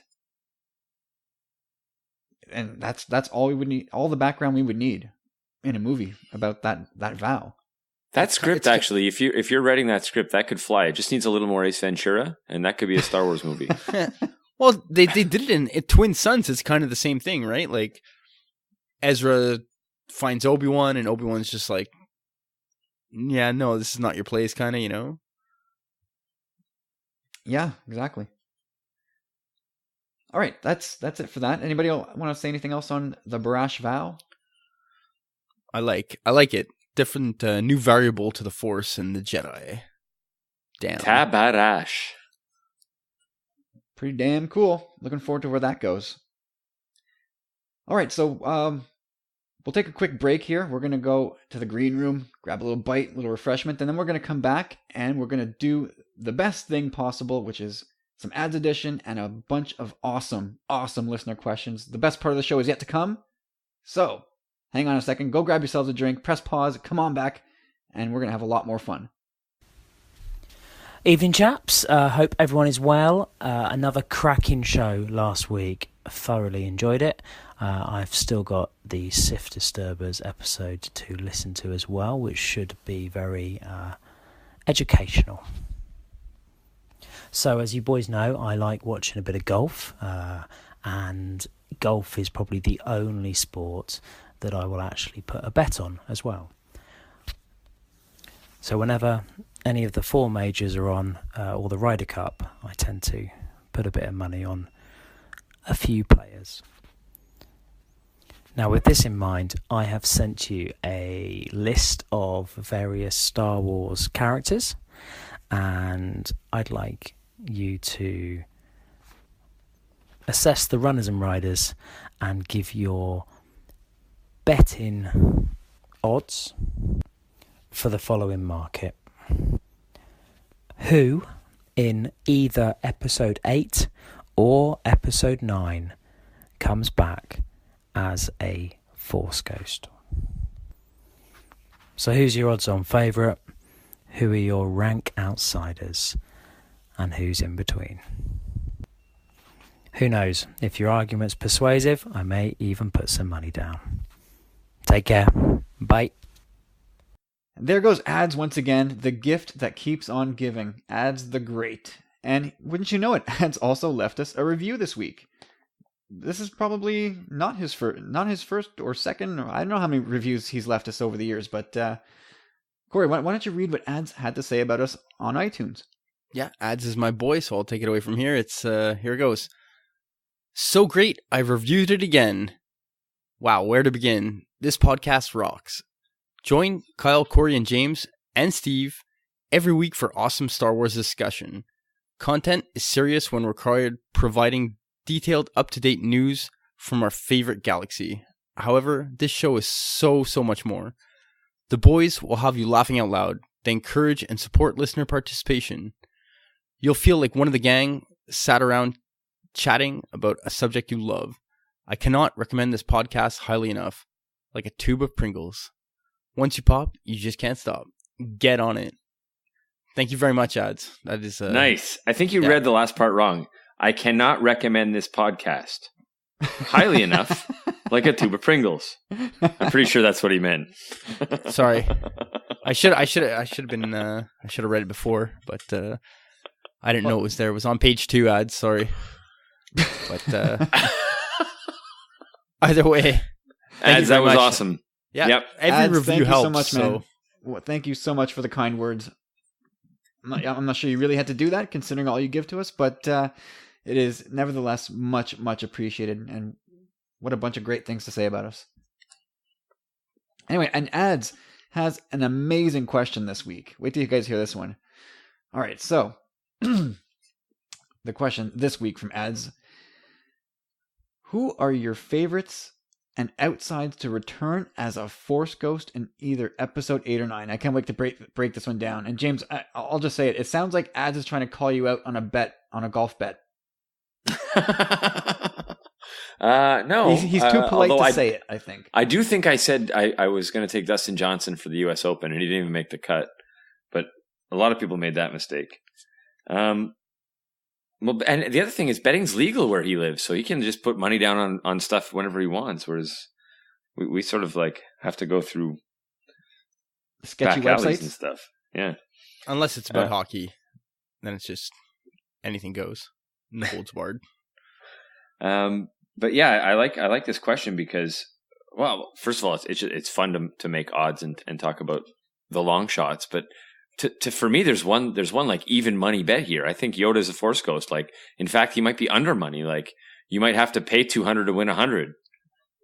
Well, okay, so I'll run down the list. So ads gave us a fairly lengthy list of people here, and he gave us some odds with those characters. And I think we'll go over ones that might stand out to us. But I think for the most part, he's done an amazing job. So Qui-Gon as a Force ghost gets 25 to 1 odds.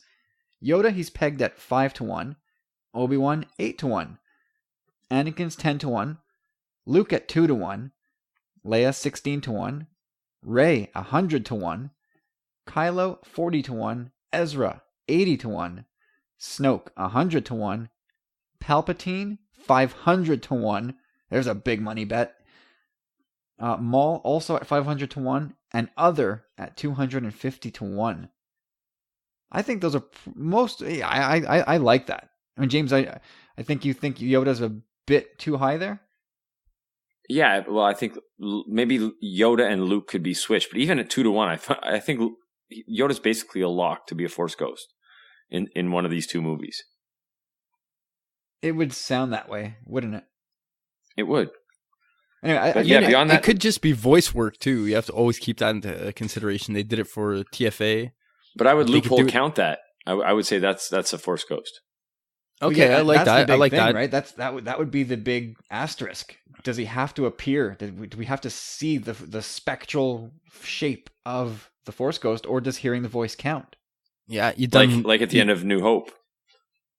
Yeah, you done loopholer, man. Because I have that written down here too. Is it audio or visual, kind of, you know? Oh, well, let's agree on that right here then. Does either count, or does it need to be visual? For the purposes of ads question, I think it should be visual Force ghost appearance. If it wasn't, you could already argue that they appeared. Obi-Wan, Palpatine, Yoda all appeared in Rey's vision, right? So that this ship would have already sailed. So I like that we're going to keep it to visual. Yeah, and I'm going to go out and say his long shot, as much as I like most of what he did, the low and high ends I disagree with. His long shot of Palpatine, I think there's more of a chance of Palpatine, not that there's a big one, than there is of Maul, for example. I think Maul you could put at 1,000 to 1 and make a lot of money on people who like to take long shots. No, I granted, I 100% agree with you there. I think Maul is, you could put it 1,000,000 to 1. You know, it's not going to happen. Wow. Yeah. And what I took this, when I looked at it all, I just said I eliminated all dark side users. Palpatine, he is a bit of a special case, I guess, because he dabbled, but yeah, I'm not no Force, no dark side users on this end. I tend to agree, and that's why they're such long odds, right? If you want to be ballsy and put a few bucks down on a real long shot, well, power to you. Yeah, because I pegged those two at like 3,720 to 1. That's my odds for Maul and Palpatine. Oh, Yeah. That's what happens when you get prep time. oh can you say it the way I asked you to say it last time? Nope. For Carlos? Nope. Come on, Carlos doesn't want that. He'll stop listening. So I think looking at Ad's list here, it sounds like Ads really thinks Luke is Force ghosting in these movies. At 2-1 odds, that's he seems to think that's the safest bet. Yeah, on his end, yeah, you're right, and that really, when you look at it, it basically means Luke dies. But Sure. I'm just gonna do a clumping here, and I put any Skywalker that passes Force Ghost. 2 to Does 1. that include 2 to 1 odds. Kylo? But what about Leia? It includes both Kylo and Leia if they pass. 2-1 odds? Yeah, Skywalker family reunion, and it's only if they pass again. So, Whew. any Wow. Skywalker at the end of the conclusion of this film, it's a family reunion, Force Ghost style. You're only giving 2-1 odds for that? Those are terrible odds. Those are terrible odds. Wait, you think it's a lock? No. No, I think that's you're not going to get anybody to take that bet at 2-1 odds. I maybe 10-1. I just think it's gonna happen. That's why I put them at that. Like those. That's the way I'm Leia looking at can't the be a bet. Force ghost. She's not a Jedi. That's what you say. I still think Yes. there's room for that. That is what I say. Yeah, that is James over there. Listen to what I say. Well, you know what I did? This maybe is a bit unfair. So I took 50 of my hard-earned dollars, and I spread some love around the table. So I like Leia at 16-1. I don't like her as a Force ghost. I like the bet at 16-1. I think that's a good value bet. So I put $10 of the 50 there. And I think Yoda's a safe bet. So I'm going to put 25 on Yoda. And then I just took another 10 on Obi-Wan and 5 on Anakin. So if everything goes to hell, but Anakin comes back, I make all my money back. I'm good. But if Leia comes through, guys, we're going out for dinner. James, Yeah, I would how just did you take. approach I would this? take that $50, and I would put it all on Yoda. $250. We're going out. Yeah, I can't argue with that logic. I would think Yoda's Force Ghost is. I mean, from everything we've heard, right, about Frank Oz being over there, it's got to be. Yoda's got to be Force ghosting. Let's hope it's not just a voice, because again, like you said, he can record dialogue from anywhere, but having to travel somewhere to be on set kind of indicates something a little different. So Well, I'm hoping then for again, it. let me talk you into Obi-Wan, because we've been told that they can't do it. They're not announcing the Obi-Wan standalone yet because there's more to come in episodes 8 and 9. So if episodes 8 and 9 have more secrets from Obi-Wan, I think that's a strong red flag that Force Ghost Ewan McGregor's going to pop up. Very true. So why take 5-1 when you can sink your $50 on 8-1? Or split it even. What's it? I kind of just looked at it more from my perspective of what's more likely to happen, and I guess like I would definitely like to take the odds. Like some of the things that Ads has written here, I would definitely take those bets for sure. So where do you think Ahsoka falls on this list? What odds would you give Ahsoka of coming back? On that list that odds has put up, 500 being the top odds, I'd give her 1,000 to 1. If we were to incorporate the sole audio aspect and we were to get a clip like we did in TFA where it was just all jumbled jargon kind of, and it was all just like a jumble of voices and she was thrown into there, then the odds kind of go up because that would be kind of cool. They can just throw a mishmash of like all kinds of old Jedi, I guess. See, I like Corey said, I'm striking all dark side users from this list. So to me, Palpatine and Maul, you could just make infinite odds on this. You're never gonna, even if you put 10 cents down, you'll never make your money back. It's just not happening. I mean, it's a George Lucas lock.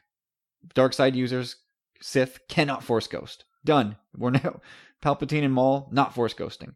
So I'd give Ahsoka long odds. Like I give her like 250, 300 to 1. That's where I put her. Yeah, he clumped her together with Ezra and Kanan. I give Ezra even longer odds. He's not a Jedi yet. 500 being the max, then yeah. But if Leia's getting 16 to 1, come on now. Well, if she becomes a Force ghost, I think it's.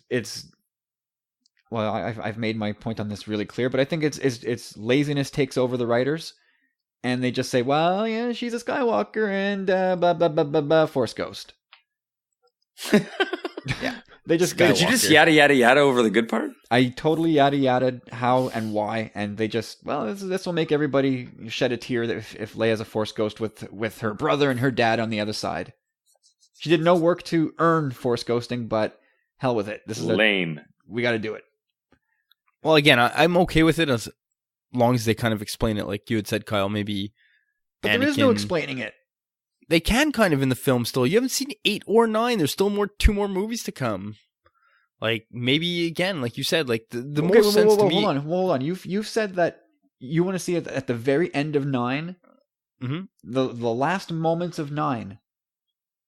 That Leia kind of pops up with her family on the other side. You think they're going to explain it then? No, I think Anakin can explain it to Luke prior. Like the audience can be aware of, but it doesn't necessarily mean that we won't. The surprise. That kills the moment at the end of the movie if Anakin says, "Oh, whoa, Luke, hold on, your sister just died. I gotta go get her." No, it's not that. It could be a very ambiguous quote about the Force and how it works or whatever. Like you could definitely have some kind of reference to Anakin dealing with Leia. And frankly, I think that should happen in this film. Okay, so then let me talk you from Obi-Wan's 8 to 1 to Anakin's 10 to 1. You just outlined a conversation between Anakin and Luke that should happen. So why put your $50 on Obi-Wan to get $400 when you can get $500? Corey, would you take Anakin at 10 to 1? Sounds like you think it should happen. Yeah, at 10 to 1 I would. And then if that's happening, well then let me bump you right up to Leia at 16 to 1. You're gonna put your $50 there. What is $50 gonna get you? That's $800. I would do it. Now, can I talk you up any further from there? Yeah, I can't. Give me some Mace Windu. Samuel Jackson's making a pretty strong plea. Where does he fit? What relationship does he have? Zero. Does not belong. Qui-Gon, love him, does not belong. Agree. Well, it's I don't want to say as far as he does not belong, just because he's the OG, like, original Force ghoster. He could appear to Luke inside the Jedi Temple as the OG Force ghost. His spirit guide, that's become Qui-Gon's role as the first guy across, as he's the Force ghost shepherd. That's it. He shows you how to do it. It sounds like a crappy job. Qui-Gon, you're the first one to the post, man. This is your job. Put on your blue Walmart smock, and you got to teach everybody else that dies. Yeah, he's like the Walmart greeting person. Yeah, that's fine. He'd love that job. He's like Mr. Hippie dude. He's like, hey, welcome, peace. You got the McDonald's over there. The washrooms are all the way at the back near the knitting. And the Star Wars toys are to your left, man. I suggest you buy the Black Series here, because if you ship them home, they're going to get messed up. Yeah, it's going to be a whole Chewbacle. Total Chewbachery. Oh boy, I'm writing that down. Chewbachery. All right, there we go. Used to be the Chewbacchery. There we go. All right. All right. Well, what else? Do we have anything else on ads? I mean, okay. So let's put your flag in the ground. Corey, who are you taking? Who's Force ghosting in 8 or 9, guaranteed? Enough for you to put $50 on it. 8 or 9. God, I have a hard time. I think it's my own problem not to say Luke. I really think a nice conclusion to this, even though it's sad to say, like, See, I'm not even convinced that Luke is going to die in 8 or 9 anymore. That's it. I think originally, before Carrie Fisher's passing, I think he was probably going to. But I don't... Like, if we know Carrie Fisher's surviving through 8, you think they're going to kill both Skywalkers in number 9? It's supposed to be the uplifting finale, and they're going to kill both of them?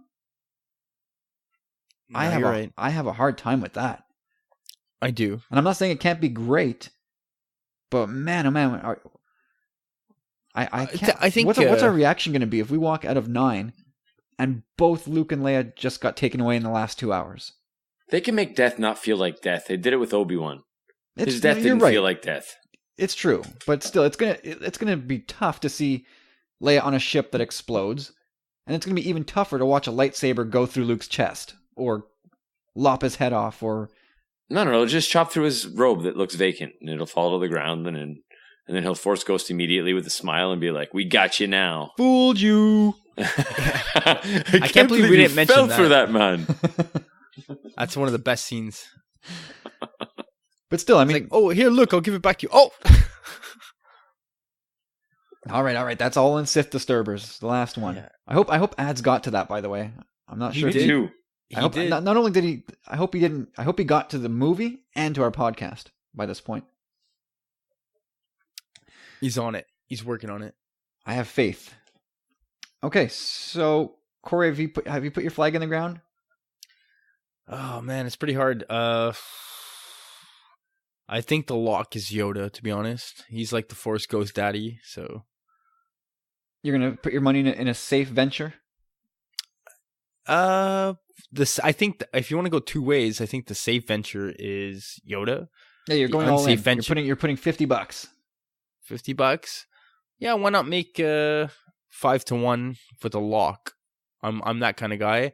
I'm not a gambler, sports gambler or anything. I'm definitely used to be a big card gambler, and I always did pretty well for myself. So, like, got to stay above 10 jack, man. James, where are you going? I like 2-3 offsuit to go all in on. Corey would hate me. I would, you little river bitch, I bet. Oh, look at that. Another straight. See you later. Depends if you're inside or out, though. Yeah, I'm inside your head, buddy. Ugh. The Force. I agree with Corey on the Force Ghost bet. Although I might split my money between Obi-Wan and Yoda. You know, like 30-20, just because I think both of those are basically locks to be an 8 or 9. But if you had to put $50 down on one. On one only, I would take. I think Yoda is the only one I'm most sure of. So I'll go with it. I'll go with Yoda. Go with the lock. I will take Obi-Wan. I'm risking. I'll take a little further step out on that flimsy branch. I'm gonna go with Obi-Wan just because I think there's some validity to what Anthony Bresnikan said. In I think in print and also on TSW when they had him on, that they're not talking about it because there's more to tell, and it's gonna happen in 8 or 9. That could be more to tell about Rey. And has nothing to do with Obi-Wan. Oh, yeah, I agree, and that's why I'm taking that. That's where the jump from 5 to 8 to 1 goes. Fair enough. Okay, so 5 to 8 to 1. You guys willing to make any kind of bets right now and take these odds? No, this is all funny money. I'm not giving you $50. No, we'll say 50. We'll say it's we'll put it $2 or $3 each, whatever, and say if you get if you score, it's 5-1, 8-1, whatever. All right, it's like a $20 bet. This is TBD at the most. Okay, we'll work out the details and get back to it. All right. Ads, thank you, sir. Where's your money going, Ads? That's what I want to know. And everybody else, where are you parking your money? Hey, thanks a lot, Ads. Again, week after week. I don't know how many years ago it was, but we've been doing this show for over a year now, and we asked Ads, would you mind contributing a question when you have time? And he's, without fail, week after week come through with gold, and you know, this guy's just awesome. So again, thanks, Ads. Absolutely.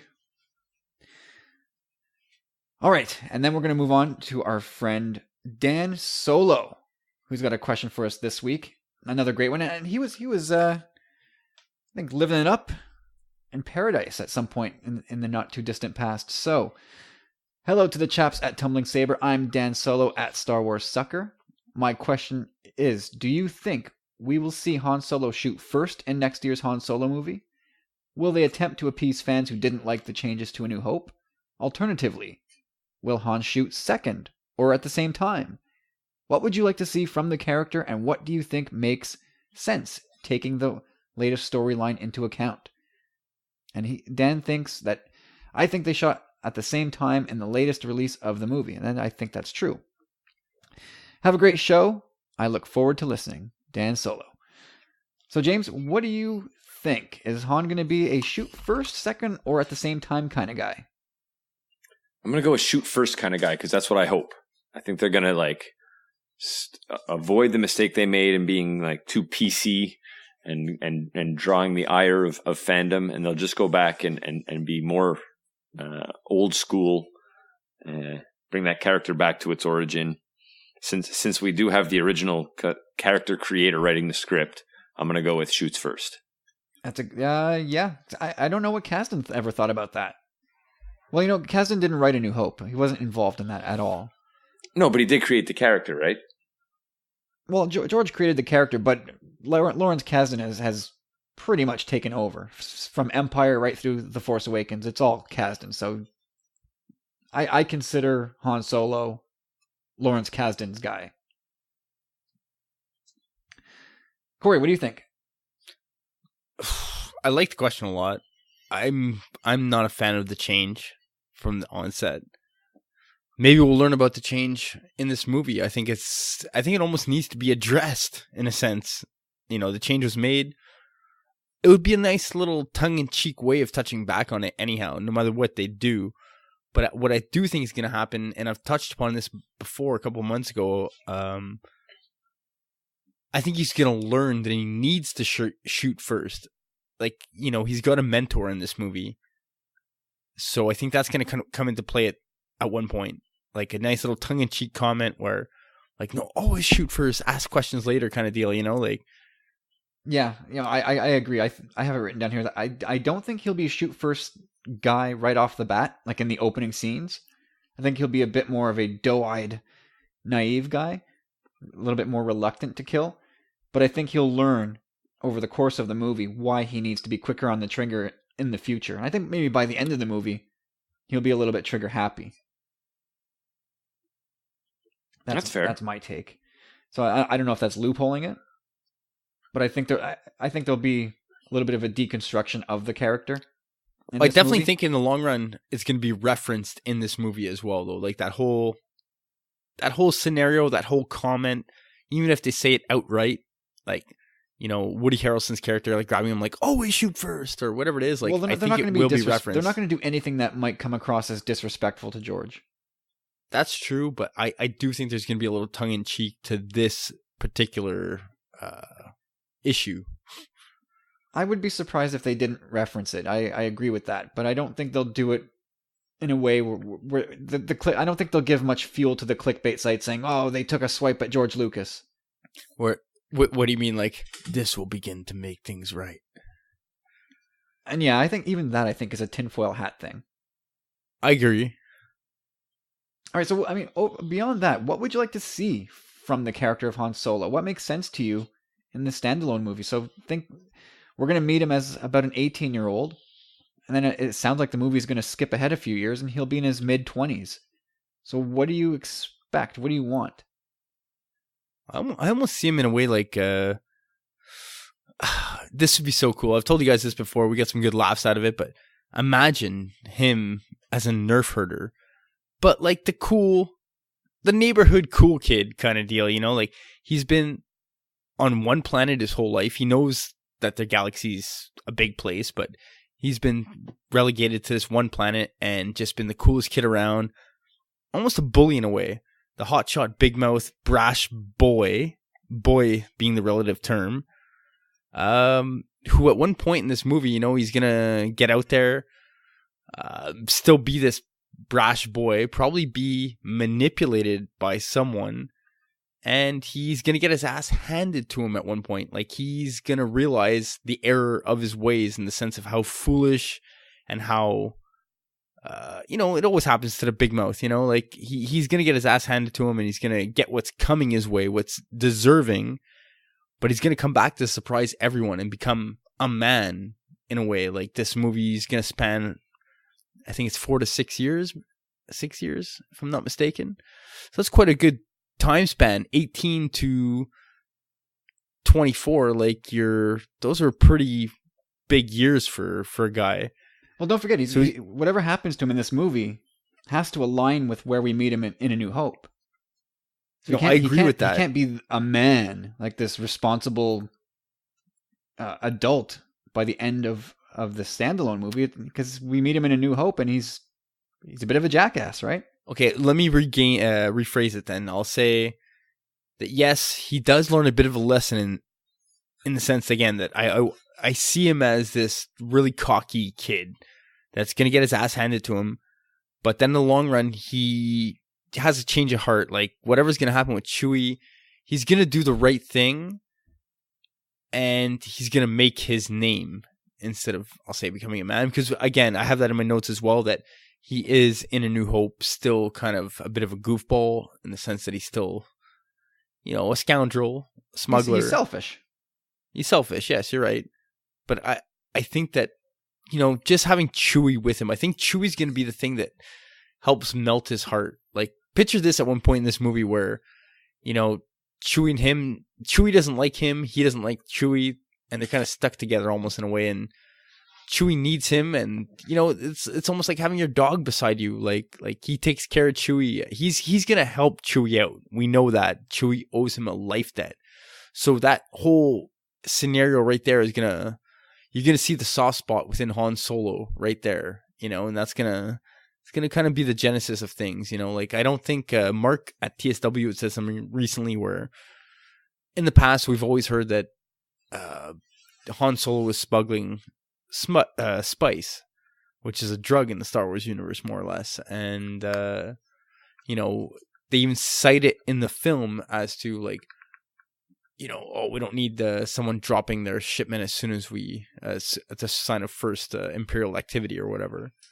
So I think they want to change that in a way, and they're not going to portray him as that guy that's doing those bad things. Maybe I think he's going to get pinned, like, for something that's not really necessarily his fault, you know, like, he's going to want to be doing a good thing, but it's going to make him look like a bad guy. Like, if he's, I think Mark had said this, that if he's like dumping a load of slaves or something that are going to Tatooine, then he kind of looks like a good guy, right? As opposed to smuggling drugs. Like, if he's doing the right thing, like, I gotta get rid of the cargo to save these people, as opposed to saving my own ass. I don't really hope for the same things necessarily that you do, Corey. Wait, hold on, James. We got to insert our promo here. That 7-minute soliloquy brought to you by No-Dos. Oh, God. Sorry, James. Continue. Well, no, I don't know that I want to see him being a good guy. For me, he learned to be a good guy. He was a scoundrel when we met him, and he learned to be a good guy in the OT. That's where he became a hero.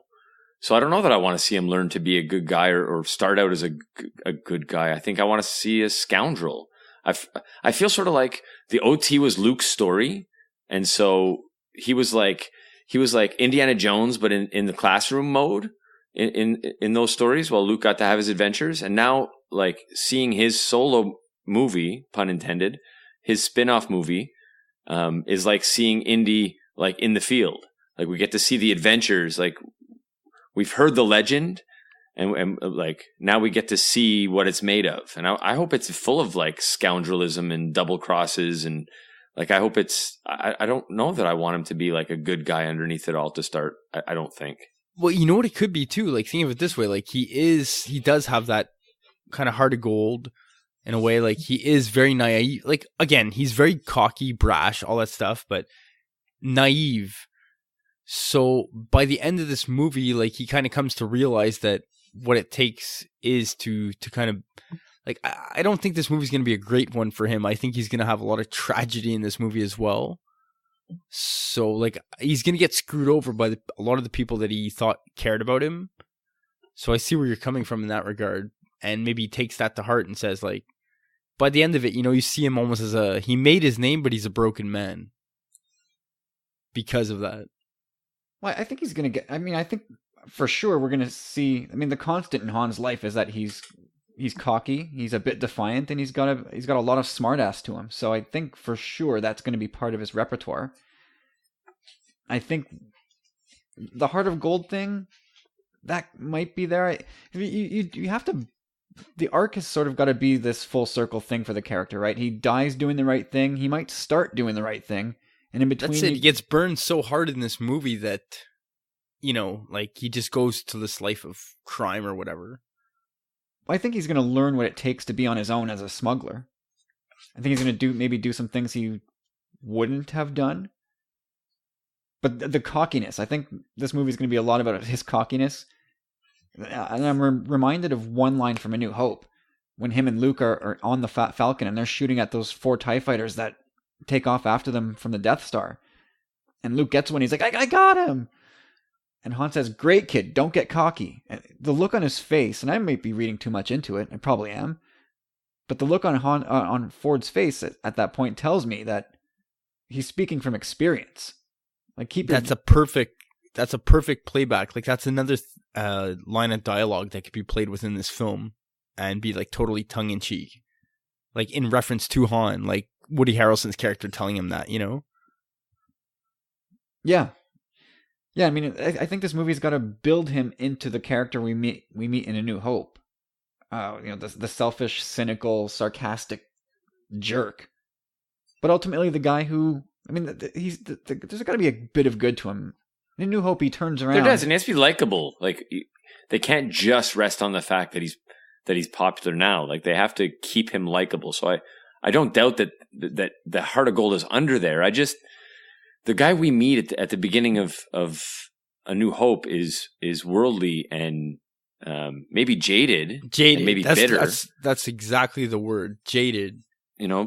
But he's worldly. He's not naive. He's not. I don't get the impression he was ever some naive kid. That's not the guy I saw on screen. I think this movie is going to be where he again learns his lesson in the galaxy. They can handle that. To me, he was the guy handing out cigarettes in 6th grade when everybody else was like coloring books. Yeah, like, I don't see him as ever as naive. Yeah, that could be true. That's a naive well may put. be a bad word. Like I said it earlier too. Like the coolest kid on his planet, whatever. But he thinks he's such a hot shot that he overestimates himself in a way at a point, and it's gonna burn him, and he'll realize it. And he'll get his revenge, but at the same time, like, the damage is done. Like, the tragedy is done. Like, he's been shaped and molded due to the circumstances of people screwing him over and manipulating him. And yeah, I think it could be very simple. See him in it could be Han just like, I'm the coolest guy. I've got the brains. I'm going to figure this out. I'm going to be the guy that comes out on top. And that could just be his thing the whole time. And he could still get his humble pie and his just desserts, and his little scoundrelish scheme blows up in his face. That's another way I see that happening like mid-movie.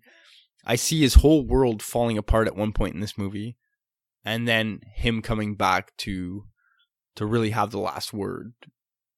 That's where I see him gaining his name and all that stuff. Even though, like, this is where I see, like James said, jaded. Like, I see him coming back. He kind of was, even though always brash, bold, and all this stuff, I think this movie's going to, like, harden him and make him the smuggler in a way. Like, even though he was kind of always like that, like, it really pushes him over the edge in that direction. If we go backwards from Return of the Jedi, because I think in The Force Awakens, Han is a collection of all the things we see from him before. So if we start with Jedi, we see him now. Instead of being the guy who wants to take the money and run, he's volunteering for dangerous missions. Back up to Empire, he's sacrificing for Leia, himself for Leia. And then before that, in A New Hope, that's where he's looking to take the money and run. That's where I'd argue for a while though, for a lot of his motivation to do good things was for love. Like a lot of what he did was for the girl. Oh yeah, I mean through Empire, he gets Leia out of Echo Base because let's face it, he cares about her. And I think that's something we're probably going to end up seeing in this movie is some kind of romantic relationship with him. And again, jaded. Like he's going to put his heart out there. He's going to get burned. He'll lose the one he loves, or if she backstabs him, whatever it is. Like, it's would you hate this, Corey, if he said to someone, "I love you," and she said, "I know"? Oh.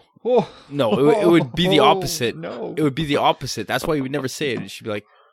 He'd be like, "I love you," and she'd be like, "Yeah, I got to tell you something." Like he'd be like, "What?"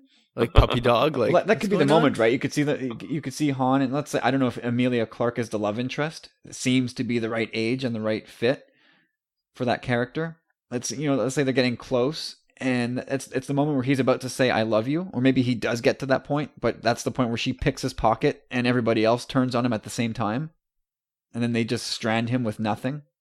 Like in Raiders of the Lost Ark, or sorry, is it?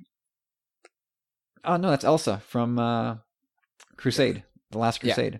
Yeah, something like that. Exactly like that. But yeah, I think there's no question he's going to be cocky, and I'm sure I would put money on it. What's the odds that Han gets screwed over in this movie? Big time. It's a lock. It's a lock. He gets screwed over from everybody, and he's still going to come out on top, but he's still going to look the bad guy. Kind of like the way Batman went away in episode 2 of Nolan's trilogy. Yeah. Anyway, so Dan, to answer your question, like I want Han to be sarcastic still. I want him to still have... Han is funniest when he's throwing out one-liners and retorting to people about things they say to him. I hope they maintain that. I want him to be selfish, but funny. I don't know. There's a lot. It's a lot of boxes to tick with Han Solo, and I'm glad that Lawrence Kasdan is handling this. Anything else, you guys? No, I'm just still super stoked about this film. I'm okay with everything that's happened recently, and no. Yep. Well, I mean, not to go back there, but I'm not okay, but I'm still. It's not a scrub handling the project, so I'm still on board. I'm 100% on board. Yeah, I'm on board, but I was pumped, and I don't think I'm back to pumped just yet. We need to see a trailer. They need to come up with some proof that this is still going the right way, and I think that's a ways off now. I just again think there's so much fodder in this story. This is gonna be so good as a film. It has so much potential. I would agree. All right, Dan at Star Wars Sucker. Thank you, sir. This is another great question from Dan. Really good job. Yeah, thank you, Mr. Solo. All right, now Carlos has got one for us. He's got actually two for us. So, number one. Is Luke rejecting Leia in The Last Jedi laziness? Laziness, I think what Carlos means is laziness on the writer's part. That's how I'm interpreting the questions. Is it just straight up mirroring? Okay, here, I'll just read the question. What if Luke rejects Rey as a mirroring of Yoda telling Obi-Wan he's too old for training? Would you accept that as laziness, but okay? Or would it leave a sour taste in your mouth? Let's start with that one first. James, what do you think? I can't see it really happening. I think it might leave a sour taste because, I mean, at this point, she's like, it's not that it's such different circumstances, you know. If she was brought before the academy and like the standard thing was to train 5-year-olds, I'd be like, yeah, okay, I get it. She's like an adult now. But this is like an emergency where she's like this super force sensitive, seemingly all powerful prodigy Jedi who sought him out. Like, it's just totally different. So yeah, it would leave a sour taste in my mouth, I think. Corey? I don't think it's necessarily going to play out in that regard, but circumstances, as James just said, couldn't be more dire at this point. So I think, I'm not going to say he's got a beef with her, but he's going to challenge her. He's going to push her. He really has to see why and what he's been waiting for. Like, if Rey is the answer to why he's been waiting there, he's got to question that.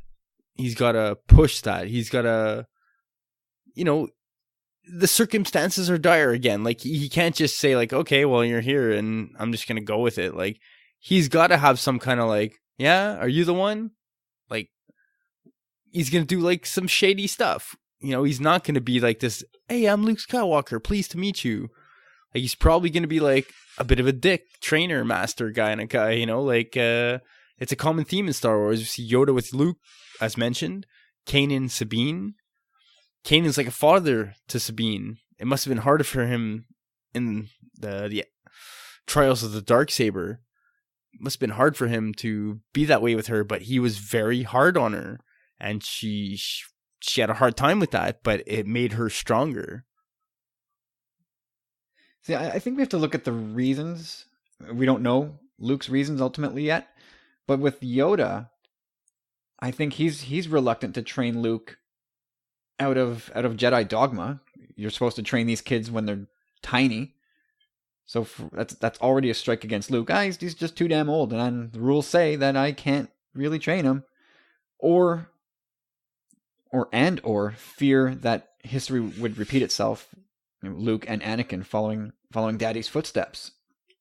And I think if Luke is rejecting Rey, which it appears that he might, I think that has more to do with his own personal reluctance to get involved, or his remorsefulness over what happened at the academy, or, and it's funny how the timing works on this, what we just learned about that vow.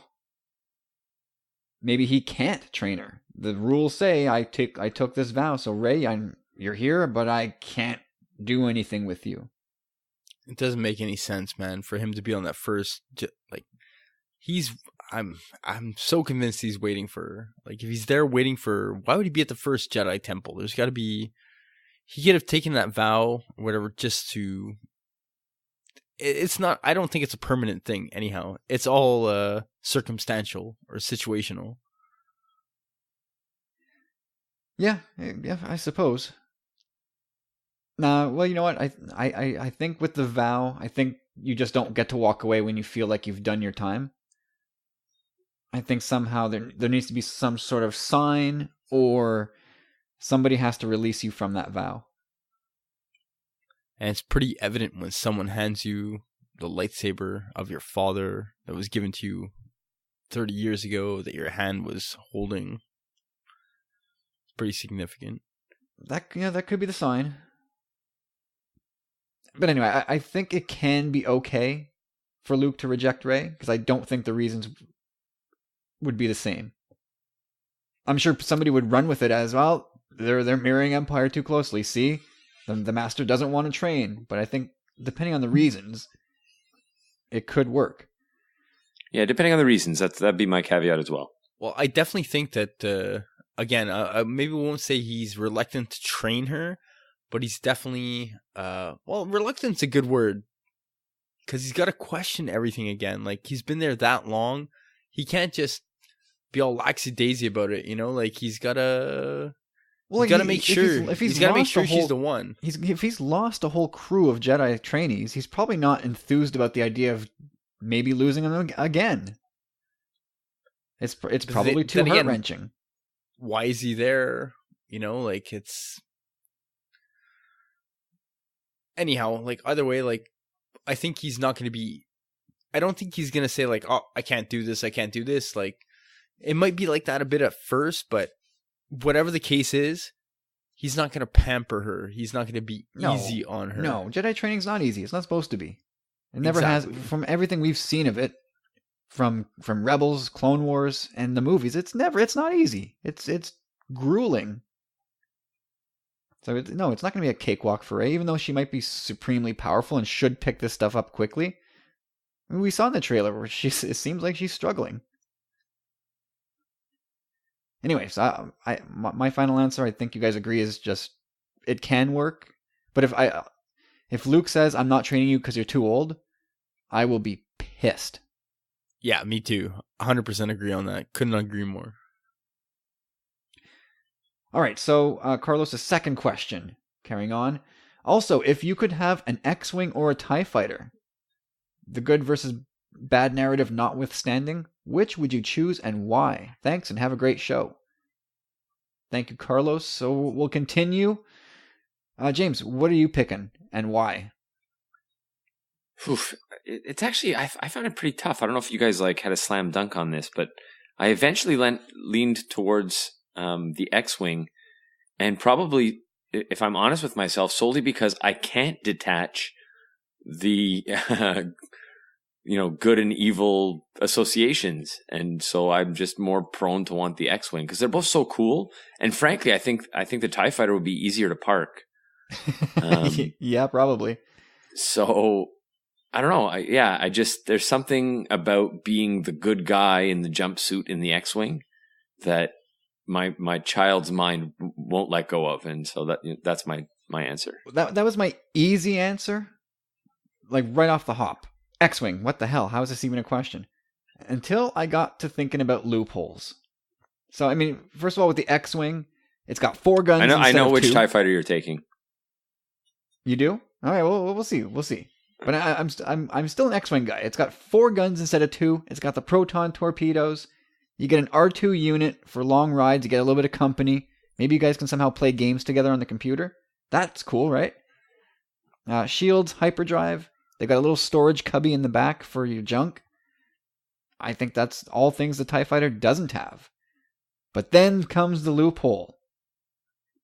I think Carlos was maybe thinking of just your standard TIE Fighter. What about Vader's TIE Fighter? Can I have that? Now we're talking, because now we're talking a serious piece of hardware.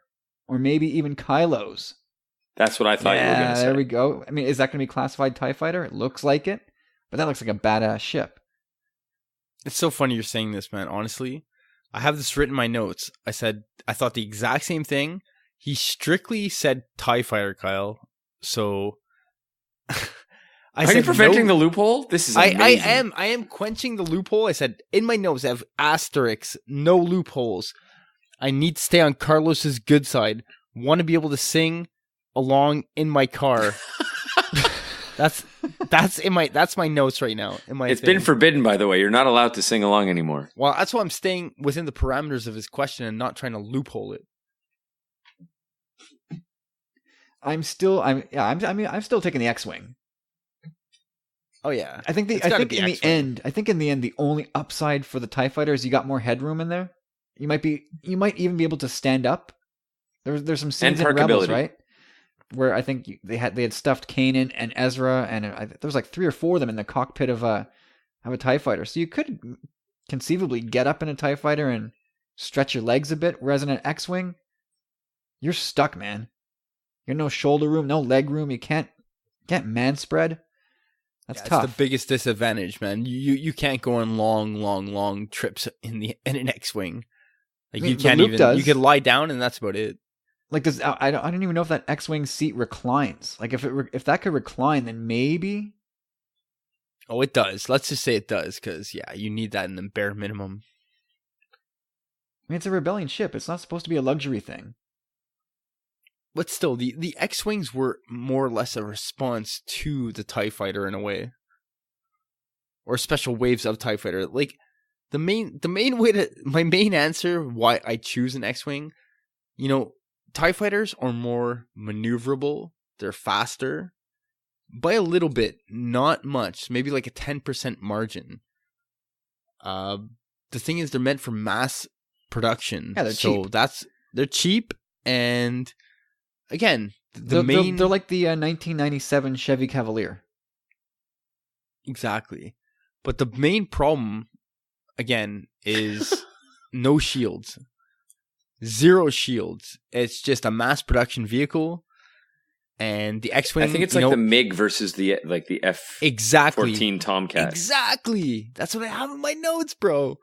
It's like it's all, you got to sacrifice things like speed for armor for this and that, So the X-Wing is a good mix of everything. Like Kyle said, 4 guns, shields, bombs, maneuverability, and speed.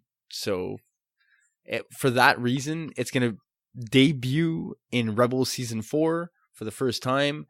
And in a big, big way, I think. And we're going to understand a little more about the X-Wing. But I think it's underrated the importance of having an R2 unit in the socket so that you can have somebody to talk to on a long trip. Where I'm telling you, they have chess or checkers in that computer of theirs for them to play with each other. Oh, for sure. Tank Wars, they've got some kind of game on there.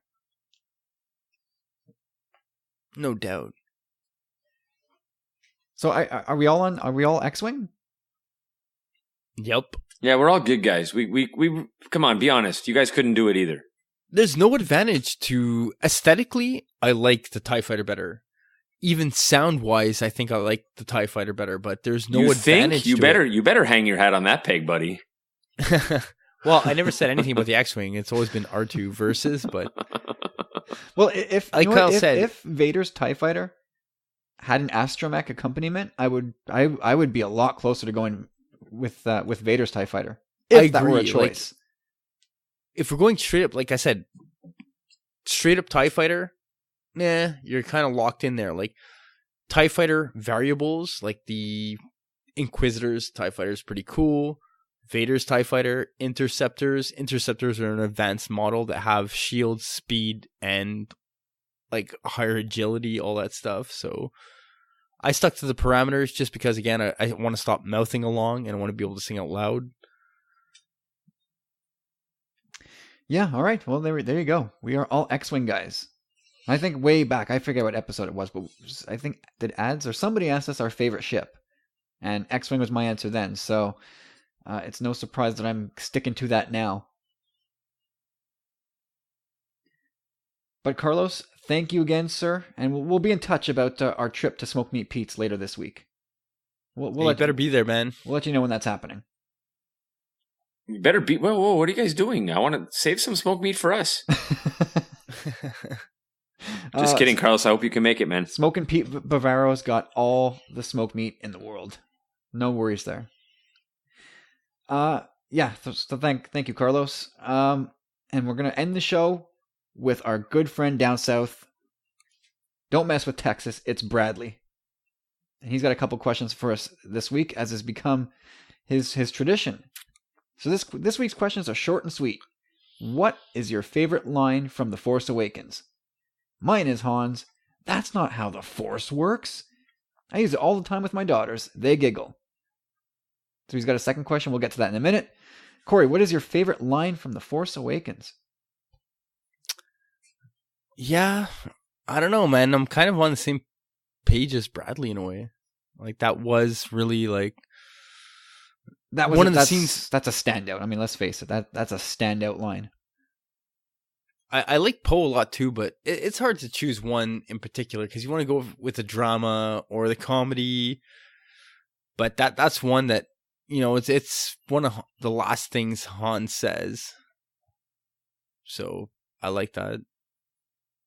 And it was the most unexpected laugh and probably the biggest laugh. Because I mean, and John Boyega's setup to that gag is so perfect. The look on his face, I mean, he's such a good actor. The look on his face, he's just so naive. Well, use the Force. And Han is just so pissed off at him for not knowing this. It's so well done. So I think by the book, that's probably my favorite line as well. But just to make this more interesting, I have a whole list. But James, what's yours?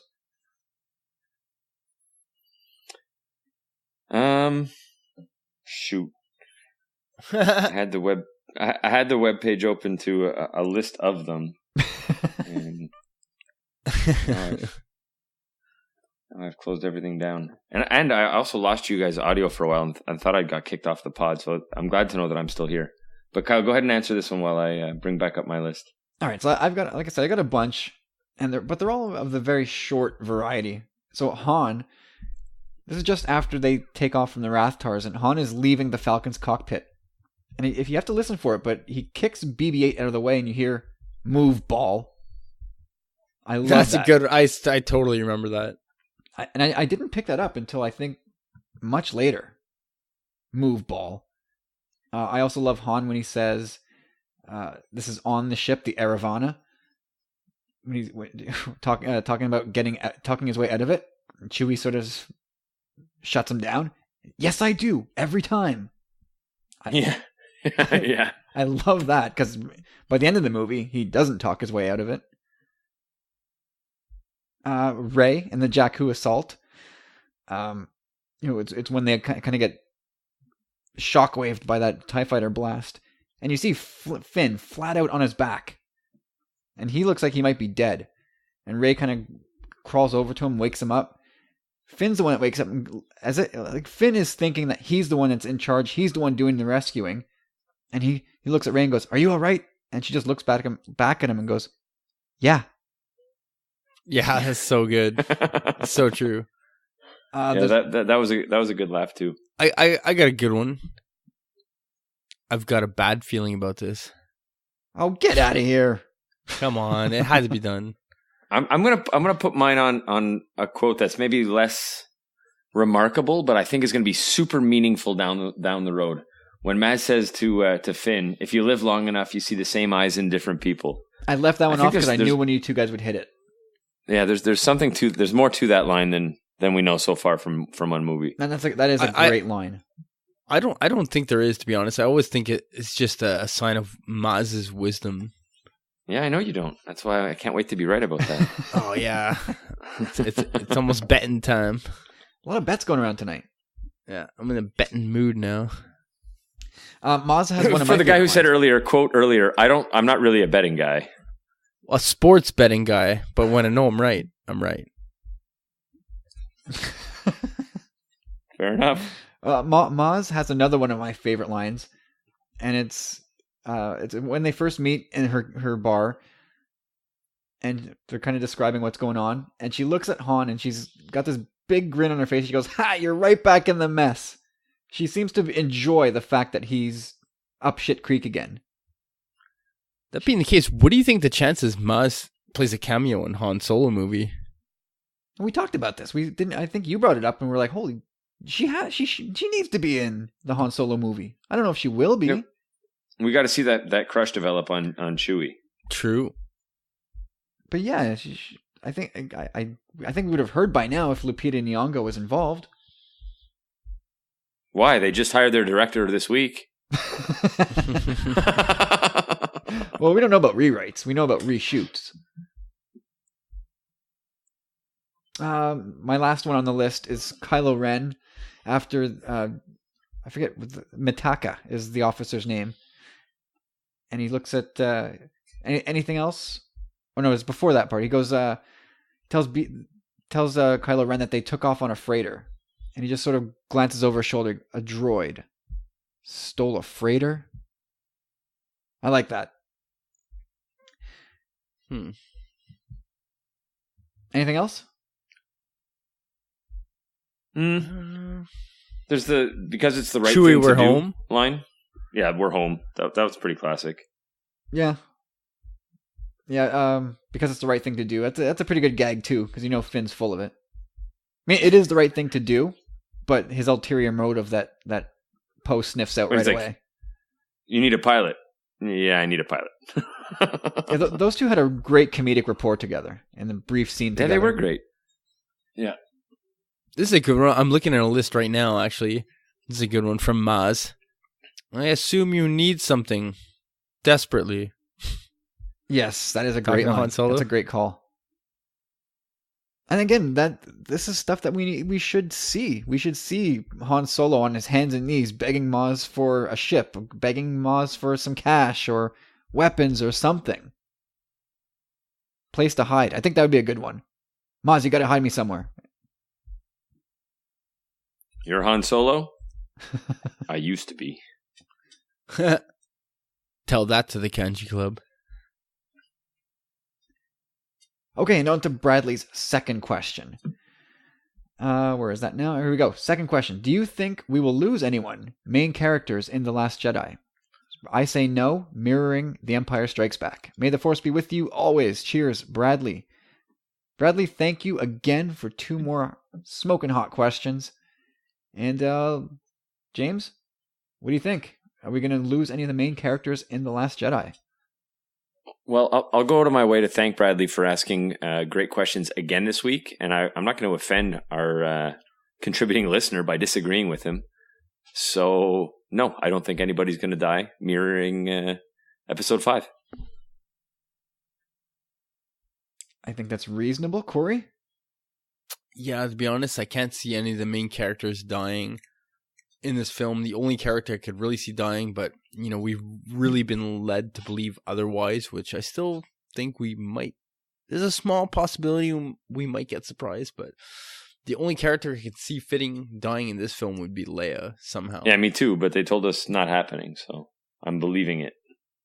That's why when I heard the news this week about Trevorrow kind of asking Rian Johnson to shoot some scenes, when I saw the header, I was like, oh my God, this is in reaction to what's happened and the circumstances. But you kind of find out that it was before what had happened, the circumstances. So I thought it was in reaction to, but it's not, unfortunately. But who knows? I also don't think we're going to lose a main character. And I don't know where to draw the line. I mean, that's a pretty core cast. It's Luke, Leia, Rey, Finn, Poe, Kylo. Is Snoke a main character? Let's go with DJ. Of course he's a main character. Let's go with DJ. DJ's going to bite the dust. Well, we don't know the size of his role. He could be in like 2 scenes.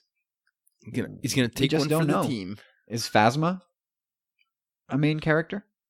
Yeah, I think she's going to, from what I've heard, she's going to have a bigger role in this film. Because, yeah. She really didn't. Can you picture her dying? If she did at this point, I wouldn't really care. Like, she had such a minimal role in The Force Awakens that I think they're still going to expand that character a bit more. Oh, yeah. Yeah. We're getting a 4-part comic book series later this year, as well as a novel. So we're going to get a lot of groundwork. And I think those books are going to show us how hardcore and evil she is. And then we might get a taste of it in The Last Jedi. But then, if she survives, you've got her and Kylo and Snoke in Episode 9 as 3 bad guys that you have to knock out. And I'm sure there are ways to do it. If you count Hux as a main character, then I would really like to see him take one. Get it real good. Yeah, I mean, add him to the list. I think it's possible somebody from the First Order could get it. But then again, you may not consider them a main character. Who else could be on that list? It's a very short list, I think. Holdo. Droids? Any droids going to eat it? Ooh, don't. Oh, man. How dare you, James? Bite your tongue. It's something they haven't They're done going to yet. have some sort of dramatic tension, Corey. I mean, look at it in A New Hope. It's okay now because we saw the movies, back to back to back in the 80s after they'd all been out. So R2 gets trashed. We see him minutes later. He's fine again. He gets trashed again in Jedi. He gets shot and he kind of explodes into a bunch of little pieces. And he's fine minutes later. So it's not exactly something that would be strange to Star Wars. And C-3PO got mangled in A New Hope. And he got blasted to pieces in Empire. So yeah, but they all get repaired before they the all end come of the back. movie. They all come back, but could one of our favorite little droids get stomped and that's the end of him? Negatory. Maybe 3PO. 3 is a crowd, right? 3PO is a crowd. I mean, I think we're pretty sure R2 is going to live through. Imagine how gut-wrenching it would be to see BB-8 get stomped. That'd be rough. Punted like a they soccer can always ball. fix droids like you guys said. So that it's almost like you should stomp those characters because it pulls on the heartstrings, but not so far that they can't undo it. No, I meant stomped like literally, like he's gonna get walked on by a first order gorilla walker, ground into little that'd be hard to space bring him dust. back from. Yeah, no, I don't think.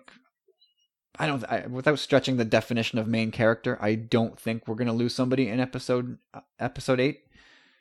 And I think that Carrie Fisher's death again, like I said before, upended everything. So as far as looking ahead into 9, wow, I don't know what they're gonna do, but they got a little bit of a mess on their hands. Because I don't think we lost Han in The Force Awakens. I think we need a bit of a break. I don't think they're going to knock off our favorites one by one. But we'll see. I mean, Leia's a lock at this point. She's going to go. Who knows? I don't know. But great question again, as always, Bradley. Thank you, sir. Yep, thanks, Bradley. Again, week after week, man.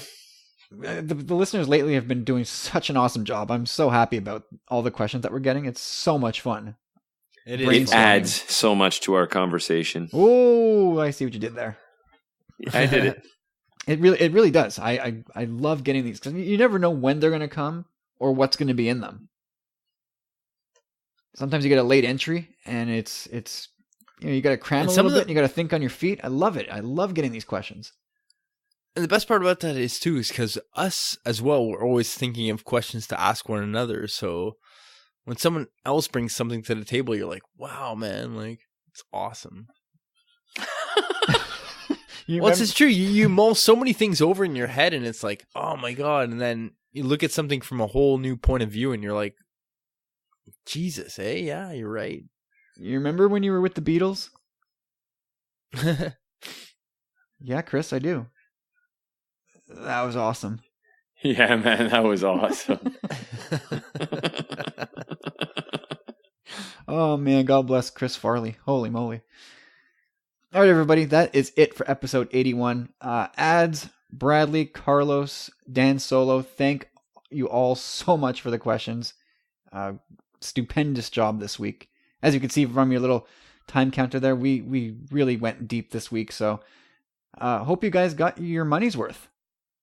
2.5+ hours there. I hope you guys enjoyed it. Corey, James, excellent job as always. Thank you guys. Thank you. We had fun. We always do. And well, Corey, where can people find you on Twitter to hold you to account for your terrible takes?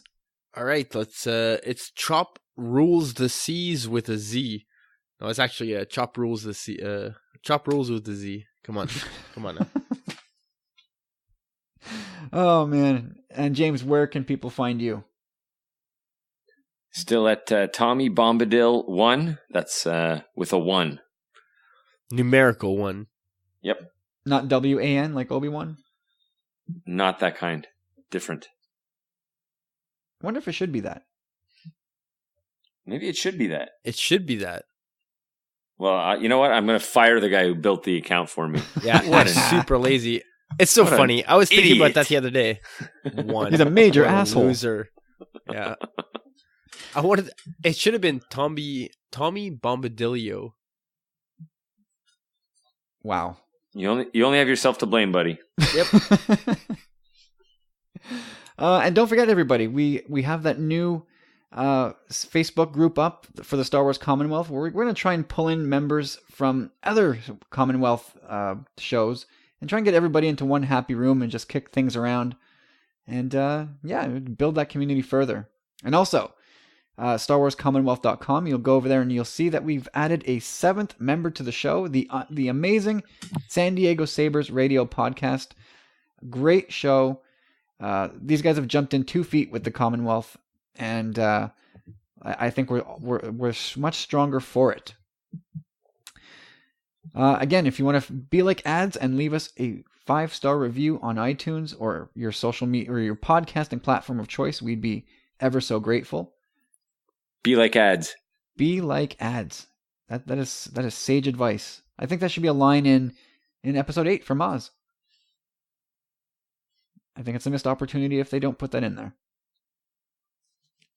And I think we're back this week. Journals of the Willing has been on a little bit of a mini hiatus, but we had to make space for our Spaceballs 30th anniversary special. Hopefully you've been able to check that out by now. We had a lot of laughing in that episode. Oh boy. Oh, we had a lot of fun. And we really should have titled the episode "So Good." Yeah, I was about to say the same thing because especially me, I felt pretty bad about that. And all of us. I cut out a bunch of them. There were more.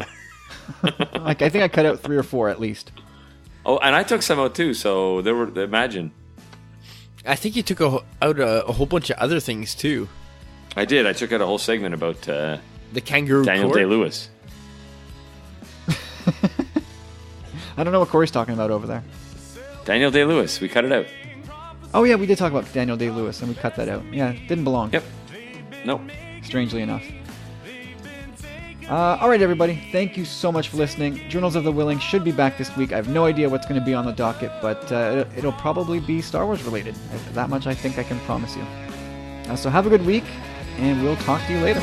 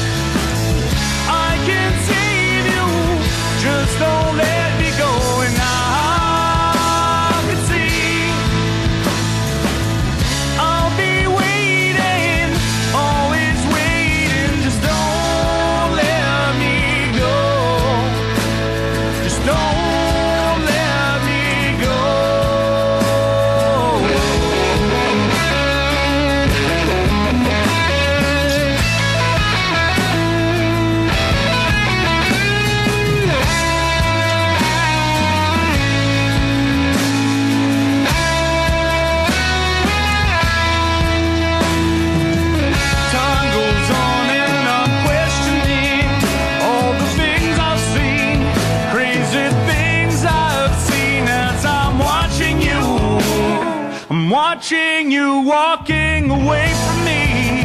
Were you watching